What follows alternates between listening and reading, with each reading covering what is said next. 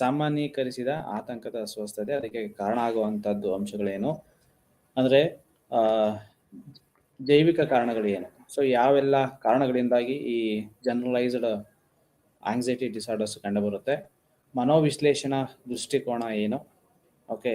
So psychological ವ್ಯೂನಲ್ಲಿ ಯಾವ ಥರ ಇರುತ್ತೆ, ವರ್ತನವಾದ, ಓಕೆ. ಸೊ ವಾತಾವರಣ ಮತ್ತು ಇನ್ನೊಂದಕ್ಕೂ ಹೇಗೆ ಪೂರಕವಾಗಿರುತ್ತೆ, ನಮ್ಮಲ್ಲಿ ಇರ್ತಕ್ಕಂಥ ನಮ್ಮ ಬಿಹೇವಿಯರ್ ಯಾವ ರೀತಿ ಶೇಪ್ ಆಗ್ತಾ ಹೋಗುತ್ತೆ, ಶೇಪ್ ಆಗೋದಕ್ಕೆ ಕಾರಣ ಆಗುವಂಥದ್ದು ನಮ್ಮ ಪರಿಸರ, ಆ ಪರಿಸರ ನಮ್ಮಲ್ಲಿರ್ತಕ್ಕಂಥ ಒಂದು ಅನುಭವ, ನಾವು ಎಷ್ಟು ಮಟ್ಟಿಗೆ ನಾವು ಎಷ್ಟು ಸೋಷಿಯಲ್ ಅಕ್ಸೆಪ್ಟೆನ್ಸ್ ಅನ್ನು ಗಳಿಸ್ಕೊಂಡಿರ್ತೀವಿ. ಸೊ ಇಟ್ ಈಸ್ ಆ ಬೇಸ್ ಮೇಲೆ ಸೊ ಈ ಒಂದು ಜನರಲೈಸ್ಡ್ ಆಂಗ್ಸೈಟಿ ಡಿಸಾರ್ಡರ್ಸು ಡಿಟರ್ಮಿನ್ ಆಗ್ತಾ ಹೋಗುತ್ತೆ. ಅದಕ್ಕೆ ಇರ್ತಕ್ಕಂಥ ಈ ಚಿಕಿತ್ಸಾ ವಿಧಾನ. ಸೊ ಇಷ್ಟು ಈ ಜನರಲೈಸ್ಡ್ ಆಂಗ್ಸೈಟಿ ಡಿಸಾರ್ಡರ್ ಇರ್ತಕ್ಕಂಥ ಕೆಲವೊಂದು ಮಾಹಿತಿಗಳು. ಏನು ಆಂಗ್ಸೈಟಿ, ಸ್ಟ್ರೆಸ್ ಮತ್ತೆ anxiety, okay. So stress, anxiety, depressions ಇವು ಮೂರು ಒಂದಕ್ಕೊಂದು ಪೂರಕವಾಗಿ ಇರುತ್ತೆ. ಆಂಗ್ಸೈಟಿ ಒಂದು ರೀತಿಯಾದಂತಹ ಯಾವಾಗಲೂ ಅದ್ರ ಬಗ್ಗೆ ಚಿಂತೆ ಮಾಡುವಂಥದ್ದು, ಅಪರಿಮಿತವಾದಂತಹ ವಿವೇಕದ ಚಿಂತೆ ಅಂತ ಏನು ಕರೀತಾರಲ್ಲ. ಸೊ ದೇರ್ ಇಸ್ ಒಂದು ಲಿಮಿಟ್ ಇರುತ್ತೆ. ಯಾವುದಾದ್ರೂ ಒಂದು ಕಾನ್ಸೆಪ್ಟ್ ಅಂತ ತೆಗೆದುಕೊಂಡಾಗ, ಯಾವುದಾದ್ರೂ ಒಂದು ವಿಷಯ ಅಂತ ತೆಗೆದುಕೊಂಡಾಗ, ಆ ವಿಷಯ ಅದರದ್ದು ತೀವ್ರತೆಯನ್ನು ನಾವು ಮಾಪನ ಮಾಡಬೇಕು ಅಂತಂದ್ರೆ, ಅದಕ್ಕೆ ಒಂದು ಡೆಫಿನೇಷನ್ ಅನ್ನ ಕೊಡಬೇಕು ಅಂತಂದ್ರೆ ಒಂದು ಸರ್ಟನ್ ಪಾಯಿಂಟ್ ಅಂತ ಇರುತ್ತೆ. ಫಾರ್ ಎಕ್ಸಾಂಪಲ್ ಐ ಕ್ಯೂ ಅಂತ ಅಂದ್ರೆ ಅದಕ್ಕೊಂದು ಡೆಫಿನೇಷನ್ಸ್ ಕೊಡಬೇಕು. ಸೊ ಯಾಕೆಂತಾರೆ ನಾವು ಈಗ ವರ್ಬಲ್ಲು, ನಾನ್ ವರ್ಬಲ್ಲು, ಸೊ ಬೇರೆ ಬೇರೆ ಐ ಕ್ಯೂ ಅಂತ for example Wechsler adult intelligence scale ಅಂತ ಇದೆ. ಅದ್ರ ಮುಖಾಂತರ, ಆ ಟೂಲ್ ಮುಖಾಂತರ ಒಬ್ಬ ವ್ಯಕ್ತಿ ಐ ಕ್ಯೂ ಅಂತ ಅಸೆಸ್ ಮಾಡಬೇಕು ಅಂತಂದ್ರೆ we have to define it, what is that ಅಂತ. ಸೊ ಅಂದ್ರೆ ಡಿಫೈನ್ ಮಾಡಬೇಕು ಅಂತಂದ್ರೆ ಎಷ್ಟು ಸ್ಕೋರ್ ತೆಗೆದುಕೊಂಡ್ರೆ ಅಥವಾ ಕಟ್ ಆಫ್ ಸ್ಕೋರ್ ಏನಾರ ಇತ್ತು ಅಂತಂದ್ರೆ, ಸೊ ಅದಕ್ಕೆ ಕೆಲವೊಂದು ಸ್ಕೇಲ್ಗಳಲ್ಲಿ ಆವರೇಜ್ಗಿಂತ ಮೇಲಿತ್ತು ಅಂತಂದ್ರೆ ಪ್ಲಸ್, ಆವರೇಜ್ಗಿಂತ ಕೆಳಗಡೆ ಬಂತು ಅಂತಂದ್ರೆ ಮೈನಸ್, ಅಂದ್ರೆ ನೆಗೆಟಿವ್ ಕ್ಯಾರೆಕ್ಟರಿಸ್ಟಿಕ್ಸ್ ಅನ್ನ ಹೊಂದಿರತಕ್ಕಂಥದ್ದು ಅಂತ ಜನರಲ್ ಆಗಿ ಜನರಲೈಸ್ ಮಾಡ್ತಾರೆ. ಇಲ್ಲಿ ನಮ್ಮಲ್ಲಿ ಚಿಂತೆ ಇರುತ್ತೆ. ಅಫ್ಕೋರ್ಸ್ ಯಾವ್ದಾದ್ರು ಒಂದು ವಿಷಯ, ಒಂದು ಗ್ರೇಟ್ ಲಾಸ್ ಆಗ್ಬೋದು, ಯಾವ್ದಾದ್ರು ಒಂದು ಇನ್ಫಾರ್ಮೇಶನ್ಸ್ ನಮಗೆ ಬೇಕಾಗಿರ್ಬೋದು, ಸೊ ಯಾವುದಾದ್ರೂ ಒಂದು ನಮ್ಮ ಜೀವನದ ಪ್ರಮುಖ ಘಟ್ಟದಲ್ಲಿ ಅದು ಕಾಡ್ತಾ ಇರ್ಬೋದು. ಸೊ ಅಂತಹ ಚಿಂತೆ ಪ್ರತಿಯೊಬ್ಬರಲ್ಲೂ ಇರುತ್ತೆ. ಸ್ಟ್ರೆಸ್ಸು ಪ್ರತಿಯೊಬ್ಬರಲ್ಲೂ ಇರುತ್ತೆ. ಡಿಪ್ರೆಷನ್ ಅಂತ ಅಂದ್ರೆ ಕೈಂಡ್ ಆಫ್ ಐಸೋಲೇಷನ್ಸ್ ಇರುತ್ತೆ. ಥಾಟ್ ಪ್ರೊಸೆಸ್ ನಾರ್ಮಲ್ ಆಗಿರೋದಿಲ್ಲ. ಸೊ ಆ ಥಾಟ್ಸ್ ಅಲ್ಲಿ ಕೆಲವೊಂದು ಏನೋ ಲಾಜಿಕ್ ಇರೋದಿಲ್ಲ. ಸೊ ಹೆಚ್ಚಿನದಾಗಿ ಒಬ್ಬಂಟಿಯಾಗಿ ಐಸೋಲೇಟೆಡ್ ಆಗಿ ಕಳೆಯುವಂಥದ್ದು ಇರುತ್ತೆ. ಡಿಪ್ರೆಸ್ಡ್ ಆಗಿರ್ತಾರೆ. ಸೊ ಯಾರ ಹತ್ರನೂ ಎಕ್ಸ್ಪ್ರೆಸಿವ್ ಆಗಿರೋದಿಲ್ಲ. ಸೊ ಏನೋ ಒಂದು ಬೇರೆ ಬೇರೆ ಅಂಶಗಳು ಅದಕ್ಕೆ ಕಾರಣವಾಗಿರುತ್ತೆ. ಓಕೆ. ಸೊ ಇವೆಲ್ಲ ಪ್ರತಿಯೊಬ್ಬರಲ್ಲೂ ಇರುತ್ತೆ. ಅಂದ್ರೆ ಕೆಲವೊಂದು ಸಮಯ ಯಾರು ಬೇಕಾಗಿಲ್ಲ, ಕೆಲವೊಂದು ಬಾರಿ ನಾವು ನಮ್ಮ ಥಾಟ್ ಪ್ರೊಸೆಸ್ ನಾವು ಒಬ್ಬರೇ ಇದ್ದಾಗ ನೆಗೆಟಿವ್ ಆಗಿ ಥಿಂಕ್ ಮಾಡುವಂತ ಸಂದರ್ಭನೂ ಬರುತ್ತೆ. ಅಥವಾ ನಾವು ಕೆಲವೊಂದು ಬಾರಿ ಇತ್ತು ಅಂತಂದಾಗ ನಮ್ಮನ್ನು ಅನೇಕ ಬಾರಿ ಬೇರೆ ಬೇರೆ ವಿಷಯಗಳು, ಅದು ಲೀಗಲ್ ಆಸ್ಪೆಕ್ಟ್, ಇಲ್ಲೀಗಲ್ ಆಸ್ಪೆಕ್ಟ್, ಅದು ಕಾಡುವಂಥದ್ದು ವಿಷಯ ಬರುವಂಥದ್ದು, ನಮ್ಮ ಮನಸ್ಸಿನಲ್ಲಿ ಅದು ಸುಳಿಯುವಂಥದ್ದು ಸಾಮಾನ್ಯವಾಗಿರುತ್ತೆ. ಓಕೆ. ಸೊ ಅದಕ್ಕೊಂದು ಲಿಮಿಟ್ ಅಂತ ಇರುತ್ತೆ. ಸೊ ಯಾವಾಗ ನಾವು ಒಳ್ಳೆಯದ್ರ ಬಗ್ಗೆ ಯೋಚನೆ ಮಾಡ್ತೀವಿ, ಅಟ್ ದ ಸೇಮ್ ಟೈಮ್ ಅದರದ ಕೆಟ್ಟ ಪರಿಸ್ಥಿತಿಯ ಬಗ್ಗೆನೂ ಸಹ ನಾವು ಯೋಚನೆ ಮಾಡುವಂಥದ್ದು ಸಾಮಾನ್ಯ, ಇಟ್ಸ್ ಕ್ವೈಟ್ ನ್ಯಾಚುರಲ್. ಒಂದು ಈಗ 50-50 ಅಂತ ನಾವು ಇಟ್ಕೋಬಹುದು. 50-50 ಏನು, ಒಬ್ಬ ನಾರ್ಮಲ್ ಆಗಿರ್ತಕ್ಕಂಥ ವ್ಯಕ್ತಿ, ಸಾಮಾನ್ಯವಾಗಿರ್ತಕ್ಕಂಥ ವ್ಯಕ್ತಿ ಪಾಸಿಟಿವ್ ಸೈಡ್ ಎಷ್ಟು ಮಾತಾಡ್ಬೋದು, ನೆಗೆಟಿವ್ ಸೈಡ್ ಅಷ್ಟು ಮಾತಾಡ್ತಾನೆ. ಇದಕ್ಕೆ ಎಷ್ಟು ಸಮಯವನ್ನ ವಿನಿಯೋಗ ಮಾಡ್ತಾನೆ, ಅಷ್ಟು ನೆಗೆಟಿವ್ ಸೈಡ್ಗೂ ಅಷ್ಟು ವಿನಿಯೋಗ ಮಾಡ್ತಾನೆ. ಓಕೆ. ಸೊ ಇಲ್ಲಿ ಚಿಂತೆ ಅಂತಂದ್ರೆ ಪಾಸಿಟಿವ್ ಆಗಿ ಅಂದ್ರೆ ಯೋಚನೆ ಮಾಡುವಂಥದ್ದು ಇರಬಹುದು, ಅದು ಚಿಂತೆ ಅಂತ ಅನ್ನಿಸ್ಕೋಬಹುದು. ಓಕೆ. ಚಿಂತೆ ಕೆಲವರು ಮಾಡ್ತೀವಿ, ಸಾಮಾನ್ಯವಾಗಿ ಇರುತ್ತೆ. ಅದು ಅತಿಯಾಗಿ ಚಿಂತೆ ಅನ್ನೋ ಒಂದು ಕಾನ್ಸೆಪ್ಟ್ ಬರ್ತಾ ಇದೆ ಅಂತ ಅಂದಾಗ ಅದು ನೆಗೆಟಿವ್ ಸೈಡ್ಗೆ ಜಾರ್ತಾ ಹೋಗುತ್ತೆ. ಓಕೆ. ಯಾರಲ್ಲಿ ಇಲ್ಲ ಸ್ಟ್ರೆಸ್? ಫಾರ್ ಎಕ್ಸಾಂಪಲ್ ಇದು ಹೇಗೆ ಅಪ್ಪ ಅಂತಂದ್ರೆ, ಸಾಮಾನ್ಯವಾಗಿ ಈ ಬಿ ಪಿ ಶುಗರ್ ಇದ್ದ ಹಾಗೆ. ಬಿ ಪಿ ಇದೆ, ಶುಗರ್ ಇದೆ, ಎಲ್ಲರಲ್ಲೂ ಇರುತ್ತೆ. ಬೈ ಬರ್ತ್ ಇಂದ ಹಿಡಿದು ಎಂಡ್ ಆಫ್ ದ ಲೈಫ್ ವರೆಗೂ ಶುಗರ್ ಇರುತ್ತೆ, ಬಿ ಪಿನೂ ಇರುತ್ತೆ, ಪ್ರತಿಯೊಬ್ಬ ಮನುಷ್ಯನಲ್ಲೂ ಇರುತ್ತೆ. ಆದ್ರೆ ಒಂದು ಲಿಮಿಟ್ ಅಂತ ಇದೆ, ಆ ಏಜ್ ಗ್ರೂಪ್ಗೆ ತಕ್ಕಂತೆ. ಸೊ ಅದ್ರದ್ದು ಒಂದು ಏನೋ ಮೆಜರ್ಮೆಂಟು ವೇರಿ ಆಗ್ತಾ ಹೋಗುತ್ತೆ. ಓಕೆ, ಆಯಾ ದೇಹದ ಒಂದು ಗಾತ್ರಕ್ಕೆ ತಕ್ಕಂತೆ, ಆಯಾ ಏಜ್ಗೆ ತಕ್ಕಂತೆ, ಸೊ ಅದೊಂದು ಸ್ವಲ್ಪ ವೇರಿಯೇಷನ್ಸ್ ಆಗ್ತಾ ಹೋಗುತ್ತೆ. ಸೊ ಸ್ವಲ್ಪ ಮೈನ್ಯೂಟ್ ಚೇಂಜಸ್ ಆಗ್ತಾ ಹೋಗುತ್ತೆ. ಹಾಗಂತ ನಾವು ನಿಮಗೆ ಬಿ ಪಿ ಏನಿಲ್ಲ ಅಂತಂದ್ರೆ, ಡಾಕ್ಟರ್ ಏನಾರ ಹೇಳಿದ್ರೆ, ಫಿಸಿಷಿಯನ್ ನಮಗೆ ಬಿ ಪಿನೇ ಇಲ್ಲ ಅಂತಂದ್ರೆ, ಸೊ ಬದುಕಕ್ಕೆ ಸಾಧ್ಯ ಇಲ್ಲ. ಸೊ ಯಾವಾಗ ಬಿ ಪಿ ಅಂತ ಅಂದ್ರೆ ಒಂದು ರೋಗ ಅಥವಾ ಒಂದು ನೆಗೆಟಿವ್ ಅಂತ ಕಾಣಿಸ್ಕೊಳ್ಳುತ್ತೆ. So that is important. So ಇಲ್ಲೂ ಅಷ್ಟೇ, ಈಗ ಶುಗರ್ ಇನ್ನೊಂದು ಎಕ್ಸಾಂಪಲ್. ಶುಗರ್ ನಮ್ಮ ಬ್ಲಡ್, ನಮ್ಮ ದೇಹದಲ್ಲಿ ಇರೋದೇ ಅಲ್ವಾ, ಬ್ಲಡ್ ಅಲ್ಲಿ ಶುಗರು ಇರುತ್ತೆ. ಅದು ಯಾವಾಗ ನಮ್ಮ ಇತರ ಏನೋ ಶಾರೀರಿಕ ಪ್ರಕ್ರಿಯೆ ಮೇಲೆ, ಮಾನಸಿಕ ಪ್ರಕ್ರಿಯೆ ಮೇಲೆ ಅದು ಋಣಾತ್ಮಕವಾಗಿ ಎಫೆಕ್ಟ್ ಅನ್ನ ಮಾಡ್ತಾ ಹೋಗುತ್ತೆ, ಆ ಒಂದು ಸಮಯವನ್ನ ಅದು ಅಬ್ನಾರ್ಮಲ್ ಅಂತ ಕರಿತೀವಿ. ಆ ಒಂದು ಸಂದರ್ಭವನ್ನ ನಾವು, ಆ ಒಂದು ಎಲಿಮೆಂಟ್ ಅನ್ನ ನಾವು ನೆಗೆಟಿವ್ ಅಂತ ನಾವು ಕರಿತೀವಿ. ಓಕೆ, ಸೊ ಅವಾಗ ಅದನ್ನ ಕಂಟ್ರೋಲ್ ಮಾಡೋದು ಹೇಗೆ? ಶುಗರ್ನ ಕಂಟ್ರೋಲ್ ಮಾಡಲಿಕ್ಕೆ ಬೇರೆ ಬೇರೆ ಟ್ಯಾಬ್ಲೆಟ್ಸ್ಗಳನ್ನ ಕೊಡ್ತಾರೆ, ಬಿ ಪಿಯನ್ನ ಕಂಟ್ರೋಲ್ ಮಾಡೋದಕ್ಕೆ ಬೇರೆ ಬೇರೆ ಟ್ಯಾಬ್ಲೆಟ್ ಅನ್ನ ಕೊಡ್ತಾರೆ, ಕೆಲವೊಂದು ರೆಮಿಡೀಸ್ಗಳನ್ನ ಹೇಳ್ತಾರೆ. ನಾವು ಆ ರೆಮಿಡೀಸ್ಗಳನ್ನ ಮೇಂಟೈನ್ ಮಾಡಬೇಕು, ಕಾಪಾಡ್ಕೋಬೇಕು, ಅಥವಾ ಯುಟಿಲೈಸ್ ಪ್ರಾಕ್ಟೀಸ್ ಮಾಡ್ತಾ ಹೋಗ್ಬೇಕು. ಏನಕ್ಕೆ ಅಂತಂದ್ರೆ ಅದು ನಮ್ಮ ಇತರ ಆಕ್ಟಿವಿಟೀಸ್ ಮೇಲೆ, ಇತರ ಬಯಾಲಜಿಕಲ್ ಫಂಕ್ಷನ್ಸ್ಗಳ ಮೇಲೆ ತೊಂದರೆ ಮಾಡಬಹುದು ಅನ್ನೋ ಒಂದು ಕಾರಣಕ್ಕೆ. ಸೊ ಬಿ ಪಿ ಇದೆ, ಅದು 130 ಇಂದ ಹಿಡಿದು ನಾರ್ಮಲ್ ಏನಿದೆ 150, 200 ಜಾಸ್ತಿ ಹೋಯ್ತು ಅಂತಾರೆ, ನಾವೇನು ಟ್ರೀಟ್ಮೆಂಟ್ಗೆ ಒಳಗಾಗ್ದೇನೆ ಇದೀವಿ ಅಂತಂದ್ರೆ, ಸೊ ಅಫ್ಕೋರ್ಸ್ ಅದು ನಮ್ಮ ಬೇರೆ ಇನ್ಯಾವುದಾದ್ರೂ ಒಂದು ಅಂಗವನ್ನ ಡ್ಯಾಮೇಜ್ ಮಾಡುತ್ತೆ ಅಥವಾ ತೊಂದರೆ ಮಾಡುತ್ತೆ ನಮ್ಮ ಜೀವಕ್ಕೆ. ಅದು ಏನೂ ಟ್ರೀಟ್ಮೆಂಟೇ ಮಾಡ್ಕೊಳ್ಳಿಲ್ಲ, ಅದಕ್ಕೆ ಗೊತ್ತಿದ್ದನ್ನು ಅದನ್ನ ನೆಗ್ಲೆಕ್ಟ್ ಮಾಡ್ಕೊಳ್ತೀವಿ, ಅದನ್ನ ಹಂಗೆ ಬಿಟ್ಕೊಳ್ತಾ ಹೋಗ್ತೀವಿ, ಅದೇನು ಮಾಡಲ್ಲ ಅಂತ ಯಾರು ಇರ್ತಾರೆ. ಸೊ ಅದು ಬೇರೆ ಬೇರೆ ರೂಪದ ಮುಖಾಂತರ ಅದು ಕಾಣಿಸ್ಕೊಳ್ತಾ ಹೋಗುತ್ತೆ. ಓಕೆ, ಸೊ ಇನ್ನೂ ಹೆಚ್ಚಾದಾಗ ಅದು ಪ್ರಾಣಕ್ಕೆ ಆಪತ್ತನ್ನ ತಂದು ಕೊಡಬಹುದು. ಅದೇ ರೀತಿಯಾಗಿ ಈಗ ಆಂಗ್ಸೈಟಿ, ಸ್ಟ್ರೆಸ್ ಮತ್ತೆ ಡಿಪ್ರೆಷನ್. ಸ್ಟ್ರೆಸ್ ಯಾರಲ್ಲಿಲ್ಲ? ಸ್ಟ್ರೆಸ್ಸು ಒಬ್ಬ ಸಣ್ಣ ಚಿಕ್ಕ ಮಗುವಿನಿಂದ ಹಿಡಿದು ಎಂಡ್ ಆಫ್ ದ ಲೈಫ್ ಅಂದ್ರೆ 80, 90, 100 ಅಷ್ಟು ವಯಸ್ಸಿನವರೆಗೂ ಸಹ ಅವರ ಜೀವನದಲ್ಲಿ ಪ್ರತಿಯೊಂದು ಸಂದರ್ಭದಲ್ಲಿಯೂ, ಪ್ರತಿಯೊಂದು ಘಟನಾವಳಿಗಳಲ್ಲಿಯೂ ಸಹ ಒಂದು ಅಮೌಂಟ್ ಆಫ್ ಸ್ಟ್ರೆಸ್, ಪ್ರೆಷರ್ ಇದ್ದೇ ಇರುತ್ತೆ. ಓಕೆ, ಸೊ ಅದು ಇರುತ್ತೆ ಅಂತ ಆದ್ರೆ ಯಾವ ಪ್ರಮಾಣದಲ್ಲಿ ಇರುತ್ತೆ? ಪಾಸಿಟಿವ್ ಆಗಿರುತ್ತಾ, ನೆಗೆಟಿವ್ ಆಗಿರುತ್ತಾ? ಸೊ ಅದನ್ನ ನಾವು ತಿಳ್ಕೊಬೇಕು ಅಂತಂದ್ರೆ ಸ್ಟ್ರೆಸ್ಗೆ ರಿಲೇಟೆಡ್ ಕೆಲವೊಂದು ಇನ್ಫಾರ್ಮೇಶನ್ಸ್ ಇದೆ, ಸ್ಟ್ರೆಸ್ಗೆ ರಿಲೇಟೆಡ್ ಕೆಲವೊಂದು ಥಿಯರೀಸ್ ಇದೆ. ಅದೇ ರೀತಿ ಆಂಗ್ಸೈಟಿ. ಸೊ ಆಂಗ್ಸೈಟಿ ಇಲ್ವೇ ಇಲ್ವಾ? ಚಿಂತನೆಗೆ ನಾವು ಒಳಗಾಗೋದೇ ಇಲ್ವಾ? ಆತಂಕಕ್ಕೆ ನಾವು ಒಳಗಾಗೋದೇ ಇಲ್ವಾ? ಸೊ ಆತಂಕ ಅಂತಂದ್ರೆ ಓಕೆ, ಇವತ್ತು ಸೊ ಏನೋ ಒಂದು ಆಗ್ತಾ ಇದೆ, ಮಳೆ ಬರ್ತಾ ಇದೆ, ಇವತ್ತು ನಾನು ಹೋಗಕ್ ಆಗುತ್ತಾ ಮನೆಗೆ? ಅಥವಾ ಹೋದ್ಸಲ ಈಗ ಒಂದು ಮಂತ್ ಬ್ಯಾಕ್ ಏನೋ ಹೆಚ್ಚಿನದಾಗಿ ಮಳೆ ಬಂದಾಗ ರೋಡ್ ಕ್ರಾಸ್ ಮಾಡ್ಬೇಕು, ಹೆಂಗೆ ಈಗ ಅಂಡರ್ ಪಾಸ್ ಹೋಗ್ಬೇಕು, ಇದೆಲ್ಲ ಡೆತ್ ಅದೆಲ್ಲ ಆಯ್ತು ಅಂತ ಅಂದಾಗ ಸೊ ಹೇಗೆ? ನಾನು ಹೋಗೋ ರೋಡಲ್ಲೇ ಆಗುತ್ತೆ, ನನಗೇ ಆಗುತ್ತೆ ಅಂತ ಆತಂಕಕ್ಕೆ ಒಳಗಾದ್ರೆ, ಆತಂಕ, ಭಯ ಇರಬೇಕು, ಆತಂಕನೂ ಇರುತ್ತೆ, ಆದ್ರೆ ಅದು ಅತಿಯಾಗಿ ಹೋದ್ರೆ, ಸೊ ನಾನು ಹೊರಗಡೆ ಹೋದ್ರೆ ನೀರೆಲ್ಲಿ ಕುಚ್ಕೊಂಡು ಹೋಗುತ್ತೆ ಅಂತ ಇಲ್ಲೇ ಮನೆಯಲ್ಲಿ ಕೂತ್ಕೊಂಡಿದ್ದ ಸಂದರ್ಭದಲ್ಲೇ ಆ ಆತಂಕಕ್ಕೆ ಒಳಗಾಗಿ ಮನೆಯಿಂದ ಆಚೆ ಬರಬಾರದು ಅನ್ನೋ ಒಂದು ಸಂದರ್ಭಕ್ಕೆ ನಾವು ಬಂತು ಅಂತ ಅಂದಾಗ, ಅಂತ ಸ್ಥಿತಿಗೆ ನಮ್ಮ ಮನಸ್ಥಿತಿಗಳು ಹೋದಾಗ ಸೊ ಅದನ್ನ ಆತಂಕದ ಅಸ್ವಸ್ಥತೆ ಅಂತ ನಾವು ಕನ್ಸಿಡರ್ ಮಾಡ್ಕೋಬಹುದು.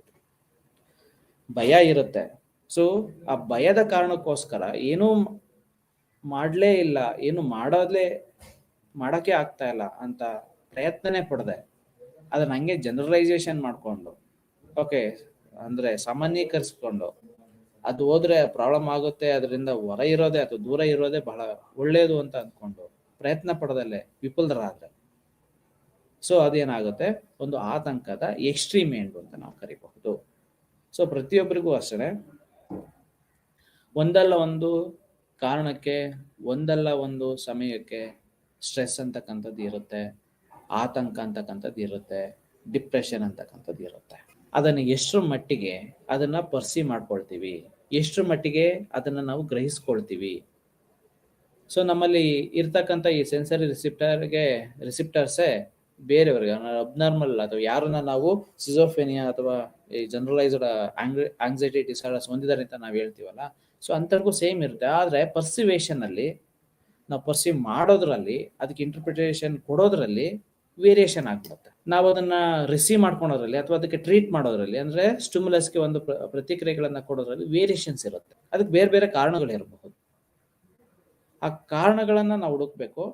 ಆ ಕಾರಣಗಳಿಗೆ ತಕ್ಕಂತೆ ನಾವು ರಿಯಾಕ್ಷನ್ಸ್ ಅನ್ನ ಅಥವಾ ಪ್ರತಿಕ್ರಿಯೆಗಳನ್ನ ನಾವು ಕೊಡ್ತಾ ಹೋಗ್ತೀವಿ. ಸ್ಟ್ರೆಸ್ ಪಾಸಿಟಿವ್ ಇರುತ್ತಾ, ನೆಗೆಟಿವ್ ಇರುತ್ತಾ? ಪಾಸಿಟಿವ್ ಇತ್ತು ಅಂತಂದ್ರೆ ಪಾಸಿಟಿವ್ ಸ್ಟ್ರೆಸ್ ಅನ್ನೋದು ಇರುತ್ತಾ? So of course positive stress of course ಇರುತ್ತೆ. ಅದನ್ನ ನಾವು ಮೋಟಿವೇಶನ್ ಅಂತ ಕರಿಬಹುದು. ಏನಕ್ಕೆ ಅದನ್ನ ಪಾಸಿಟಿವ್ ಸ್ಟ್ರೆಸ್ ಅಂತ ಕರಿಬಹುದು? ಏನಕ್ಕೆ ಅದನ್ನ ಮೋಟಿವೇಶನಲ್ ಫ್ಯಾಕ್ಟರ್ ಅಂತ ಕರಿಬಹುದು? ಒಂದು ಜೀವನದಲ್ಲಿ ಅಥವಾ ಒಂದು ದಿನದಲ್ಲಿ ನಮ್ಗೆ ಏನಾದರೂ ಒಂದು ಮಾಡಬೇಕು ಅಥವಾ ನಮ್ಗೆ ಹಸುವಾಗಿದೆ, ಹಸುವನ್ನ ನಿವಾರಣೆ ಮಾಡ್ಕೋಬೇಕು ಅಂತಂದ್ರೆ we have to prepare food. ಅಷ್ಟು ಅಮೌಂಟ್ ಆದ್ರೂ ಸ್ಟ್ರೆಸ್ ಇರಬೇಕು. ಅದಿಲ್ಲ ಅಂತ ಅಂದ್ರೆ ಸೊ ನಾವು ಕೂತಿತ್ತಲ್ಲೇ ಕೂತಿದ್ದೀವಿ, ಇದ್ದಿತ್ತಲ್ಲೇ ಇದ್ದೀವಿ. ಓಕೆ, ಸೊ ಯಾರೋ ಬರ್ತಾರೆ ಹೋಗ್ತಾರೆ ಅಥವಾ ಏನೋ ಒಂದು ಆಗುತ್ತೆ ಬಿಡುತ್ತೆ. ಸೊ ಈ ಥರ ಹೋಯ್ತು ಅಂತಂದರೆ, ಯಾವುದೇ ಅಮೌಂಟ್ ಆಫ್ ಸ್ಟ್ರೆಸ್ ನಮ್ಮಲ್ಲಿ ಇಲ್ಲ ಅಂತ ಅಂದರೆ ಸೊ ನಾವು ಊಟ ಮಾಡಲಿಕ್ಕೂ ಸಾಧ್ಯ ಆಗೋದಿಲ್ಲ, ಎದ್ದು ನೀರು ಕುಡಿಯೋದಕ್ಕೂ ಸಾಧ್ಯ ಆಗೋದಿಲ್ಲ. ಒಂದು ಸ್ಮಾಲ್ ಟ್ರಿಗರಿಂಗ್ ಫ್ಯಾಕ್ಟರ್ಸ್, ಒಂದು small the motivational factor, the small ಏನಾದರೂ ಒಂದು ಮಾಡಬೇಕು ಅನ್ನೋ ಒಂದು ಆತಂಕ. So it's may be drive ಇರ್ಬೋದು.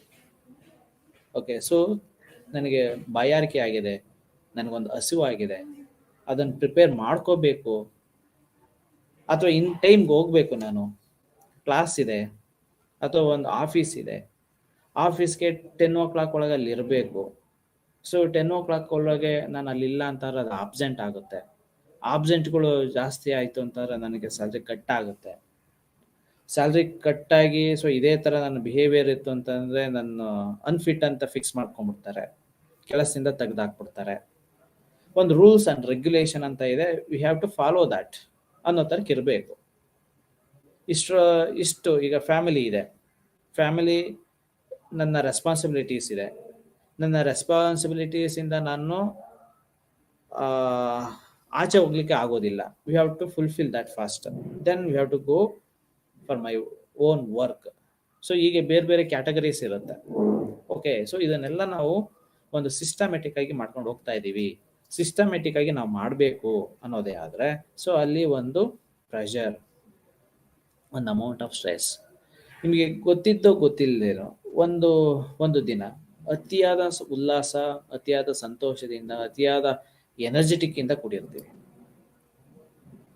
ಅದು ಏನೋ ಒಂದು ಆಸೆಗಳು ನಮ್ಮಲ್ಲಿ ಇರಬಹುದು, ಏನೋ ಒಂದು ಭರವಸೆಗಳು ನಮ್ಮಲ್ಲಿ ಇರಬಹುದು, ಅಥವಾ ಯಾರನ್ನೋ ನಿರೀಕ್ಷಣೆಯನ್ನ ನಾವು ಹೊಂದಿರಬಹುದು. ಆ ಕಾರಣಗಳಿಗೋಸ್ಕರ ನಮಗೆ ಗೊತ್ತಿಲ್ಲದೆ ಅನೇಕ ನಮ್ಮಲ್ಲಿ ಚೈತನ್ಯದ ಬುಗ್ಗೆನೇ ಇರುತ್ತೆ. ಏನೆಲ್ಲ ಟಾಸ್ಕ್ ಕೊಟ್ಟರು ಅದನ್ನು ಕಂಪ್ಲೀಟ್ ಮಾಡುವಂಥ ಮೆಂಟಾಲಿಟಿ ಆ ದಿನದಲ್ಲಿ ಇರುತ್ತೆ. ಸಣ್ಣದೋ ಚಿಕ್ಕದೋ, ಇನ್ ಟೈಮ್ಗೆ ಆಗುತ್ತೋ ಇಲ್ವೋ, ಬಟ್ ಅದನ್ನು ಮಾಡುವಂಥ ಮೆಂಟಾಲಿಟಿ ನಮಗಲ್ಲಿ ಕಾಣಿಸ್ಕೊಳ್ತಾ ಹೋಗುತ್ತೆ. ಸೊ ಏನು ಕಾಣಿಸ್ಕೊಳ್ಳುತ್ತೆ ಅಂತಂದರೆ ಸೊ ಅವನಲ್ಲಿ ಇರ್ತಕ್ಕಂಥ ಬ್ಯಾಕಪ್, ಅವನಲ್ಲಿ ಇರ್ತಕ್ಕಂಥ ಒಂದು ಪುಷ್ ಮಾಡ್ತಾ ಇರ್ತಕ್ಕಂಥ ಒಂದು ಎಲಿಮೆಂಟ್. ಓಕೆ, ಸೊ ಇವತ್ತೊಂದು ಆಚೆ ಡಿನ್ನರ್ಗೆ ಹೋಗ್ತಾ ಇದ್ದೀವಿ. ಓಕೆ, ಸೊ ಫ್ಯಾಮಿಲಿ ಮೆಂಬರ್ಸ್ನೆಲ್ಲ ಕರ್ಕೊಂಡು ಹೋಗ್ಬೇಕು. ಸೊ ನಾನು ಒಂದು 6 ಗಂಟೆಗೆ ಆಫೀಸ್ ಬಿಡಬೇಕು. ಓಕೆ, ಸೊ ಬೇಗ ಮಾಡಿಬಿಡ್ಬೇಕು. ಸೊ ಅದು ಬಂದ್ಬಿಡುತ್ತೆ. ಅಥವಾ ಇನ್ನೆಲ್ಲೋ ಈವೆಂಟ್ ಹೋಗ್ತಾ ಇದೀವಿ, ಎಲ್ಲೋ ಇನ್ನೊಂದೇನೋ ಫಂಕ್ಷನ್ ಅಂತ ಹೋಗ್ತಾ ಇದೀವಿ. ಸೊ 6 ಗಂಟೆಗೆ ಬಿಡಬೇಕು ಅಂತಂದರೆ ಆಫೀಸು ಎಕ್ಸಾಕ್ಟಾಗಿ ಸೊ ನಾನು ಇರ್ತಕ್ಕಂಥ ಕೆಲಸನೆಲ್ಲ ಮಾಡಿ ಮುಗಿಸ್ಬಿಡ್ಬೇಕು. 5 ಗಂಟೆ ಒಳಗೆ ಎಲ್ಲ ಫುಲ್ ಮಾಡಿ ಮುಗಿಸ್ಬಿಡ್ಬೇಕು. ಸೊ ಈ ಥರ ಸೊ ಏನೋ ಒಂದು ಕಾರಣಗಳಿಗೋಸ್ಕರ, ಏನೋ ಒಂದು ರೀಸನ್ಗೋಸ್ಕರ ಸೊ ನಮ್ಮಲ್ಲಿ ನಮಗೆ ಗೊತ್ತಿಲ್ಲದಿರೋ ರೀತಿಯಾಗಿ ನಮ್ಮಲ್ಲಿ ಅನೇಕ ಬಯೋಲಾಜಿಕಲ್ ಚೇಂಜಸ್ಗಳು ಆಗ್ತಾ ಹೋಗುತ್ತೆ. ಸೊ ಇದೆಲ್ಲ ಬಯೋಲಾಜಿಕಲ್, ನಾವು ಅದನ್ನ ಪ್ರಿಪೇರ್ ಮಾಡ್ಕೊಳ್ತಾ ಹೋಗ್ತೀವಿ ಮೆಂಟಲಿ ಮತ್ತೆ ಬಯೋಲಾಜಿಕಲಿ ಅದನ್ನು ಪ್ರಿಪೇರ್ ಆಗ್ಬಿಡ್ತೀವಿ. ಆ ಪ್ರಿಪ್ರೇಷನ್ಗೋಸ್ಕರ ಏನ್ ಪ್ರಿಪೇರ್ ಮಾಡ್ಕೊಂಡಿರ್ತೀವಲ್ಲ ಪ್ರಿಪ್ರೇಷನ್ಗೋಸ್ಕರ ಸೊ ಇನ್ನಷ್ಟು ಪ್ಲಾನ್ಗಳನ್ನ ಮಾಡ್ಕೊಳ್ತೀವಿ. ಇನ್ನಷ್ಟು ಪ್ಲಾನ್ಗಳಿಗೋಸ್ಕರ ಏನಾಗುತ್ತೆ, ಮತ್ತಷ್ಟು ಪ್ಲಾನ್ಗಳಾಗಿರುತ್ತೆ. ಓಕೆ, ಸೊ ಆ ಪ್ಲಾನ್ಗಳೆಲ್ಲ ಸೇರ್ಕೊಂಡು ಕಲೆಕ್ಟಿವ್ ಆಗಿ ಸೊ ನಮ್ಮ ಎಂಥೂಸಿಯಸ್ಟಿಕ್ ಆಗಿ ಏನಿರುತ್ತೆ ಒಂದು ಈವೆಂಟ್ ಅದನ್ನ ರೀಚ್ ಮಾಡಲಿಕ್ಕೆ ಅಥವಾ ಅದನ್ನ ಎಂಜಾಯ್ ಮಾಡಲಿಕ್ಕೆ ಅದು ಸಾಧ್ಯ ಆಗ್ತಾ ಹೋಗುತ್ತೆ. ಸೊ ಹೀಗೆ ಒಂದು ಸ್ಟ್ರೆಸ್ಸು ಪಾಸಿಟಿವ್ ಅದು ಎಲ್ಲ ಸ್ಮಾಲ್, ಯಾವುದು ದೊಡ್ಡದು ಅಂತ ಏನಿಲ್ಲ, ಅಲ್ಲಿ ಚಿಕ್ಕ ಚಿಕ್ಕ ವಿಷಯಗಳೇ ನಮ್ಮ ಸಂತೋಷಕ್ಕೆ ಕಾರಣ ಆಗ್ತಾ ಹೋಗುತ್ತೆ. ಚಿಕ್ಕ ಚಿಕ್ಕ ಇರ್ತಕ್ಕಂಥ ಒಂದು ಸ್ಟಿಮ್ಯುಲಸ್ಗಳೇ, ಆ ಒಂದು ರೀಸನ್ಸ್ಗಳೇ ನಮ್ಮ ಒಂದು ಆ ದಿನದ ಎಂಟೈರ್ ಖುಷಿಗೆ ಕಾರಣ ಆಗ್ತಾ ಹೋಗುತ್ತೆ. ಓಕೆ, ಸೊ ಹೀಗೆ ಒಂದು ಜೀವನದ ಒಂದು ಪ್ರಮುಖ ಘಟ್ಟ, ಪ್ರಮುಖ ಅಂಶ ಅಂತ ತೆಗೆದುಕೊಂಡಾಗ ಅದನ್ನ ನಾವು 2 ಭಾಗ ಮಾಡ್ತೀವಿ ಅನ್ನೋದಾದ್ರೆ, ಸೊ ಹೇಗೆ ಪ್ಲಸ್ ಅನ್ನೆಲ್ಲ ನಾವು ನೋಡ್ತಾ ಹೋಗ್ಬೋದು, ಅದೇ ರೀತಿ ನಾವು ಮೈನಸ್ ಅಂತಾನು ನಾವು ನೋಡ್ತಾ ಹೋಗ್ಬೋದು. ಅದೇ ರೀತಿ ಒಂದು ಜನರಲೈಸ್ಡ್ ಆತಂಕ ಅಂತ ತೆಗೆದುಕೊಂಡಾಗ ಆತಂಕ ಅಫ್ಕೋರ್ಸ್ ಎಲ್ಲರಲ್ಲೂ ಇರುತ್ತೆ ಸಾಮಾನ್ಯವಾಗಿ. ಸೊ ಏನು ಒಂದು ಪಾಸಿಟಿವ್ ಸೈಡ್ ಅಂತ ಏನಿರುತ್ತೆ, ಇವತ್ತು ಮಾಡೇ ಮಾಡ್ತೀನಿ ಅನ್ನೋ ಕಾನ್ಫಿಡೆನ್ಸ್ ಏನಿರುತ್ತೆ, ಅದೇ ರೀತಿ ಒಂದು ಆತಂಕನೂ ಇರುತ್ತೆ. ಚಂದ್ರಯಾನ 3 ಲಾಂಚ್ ಆಗಿದೆ.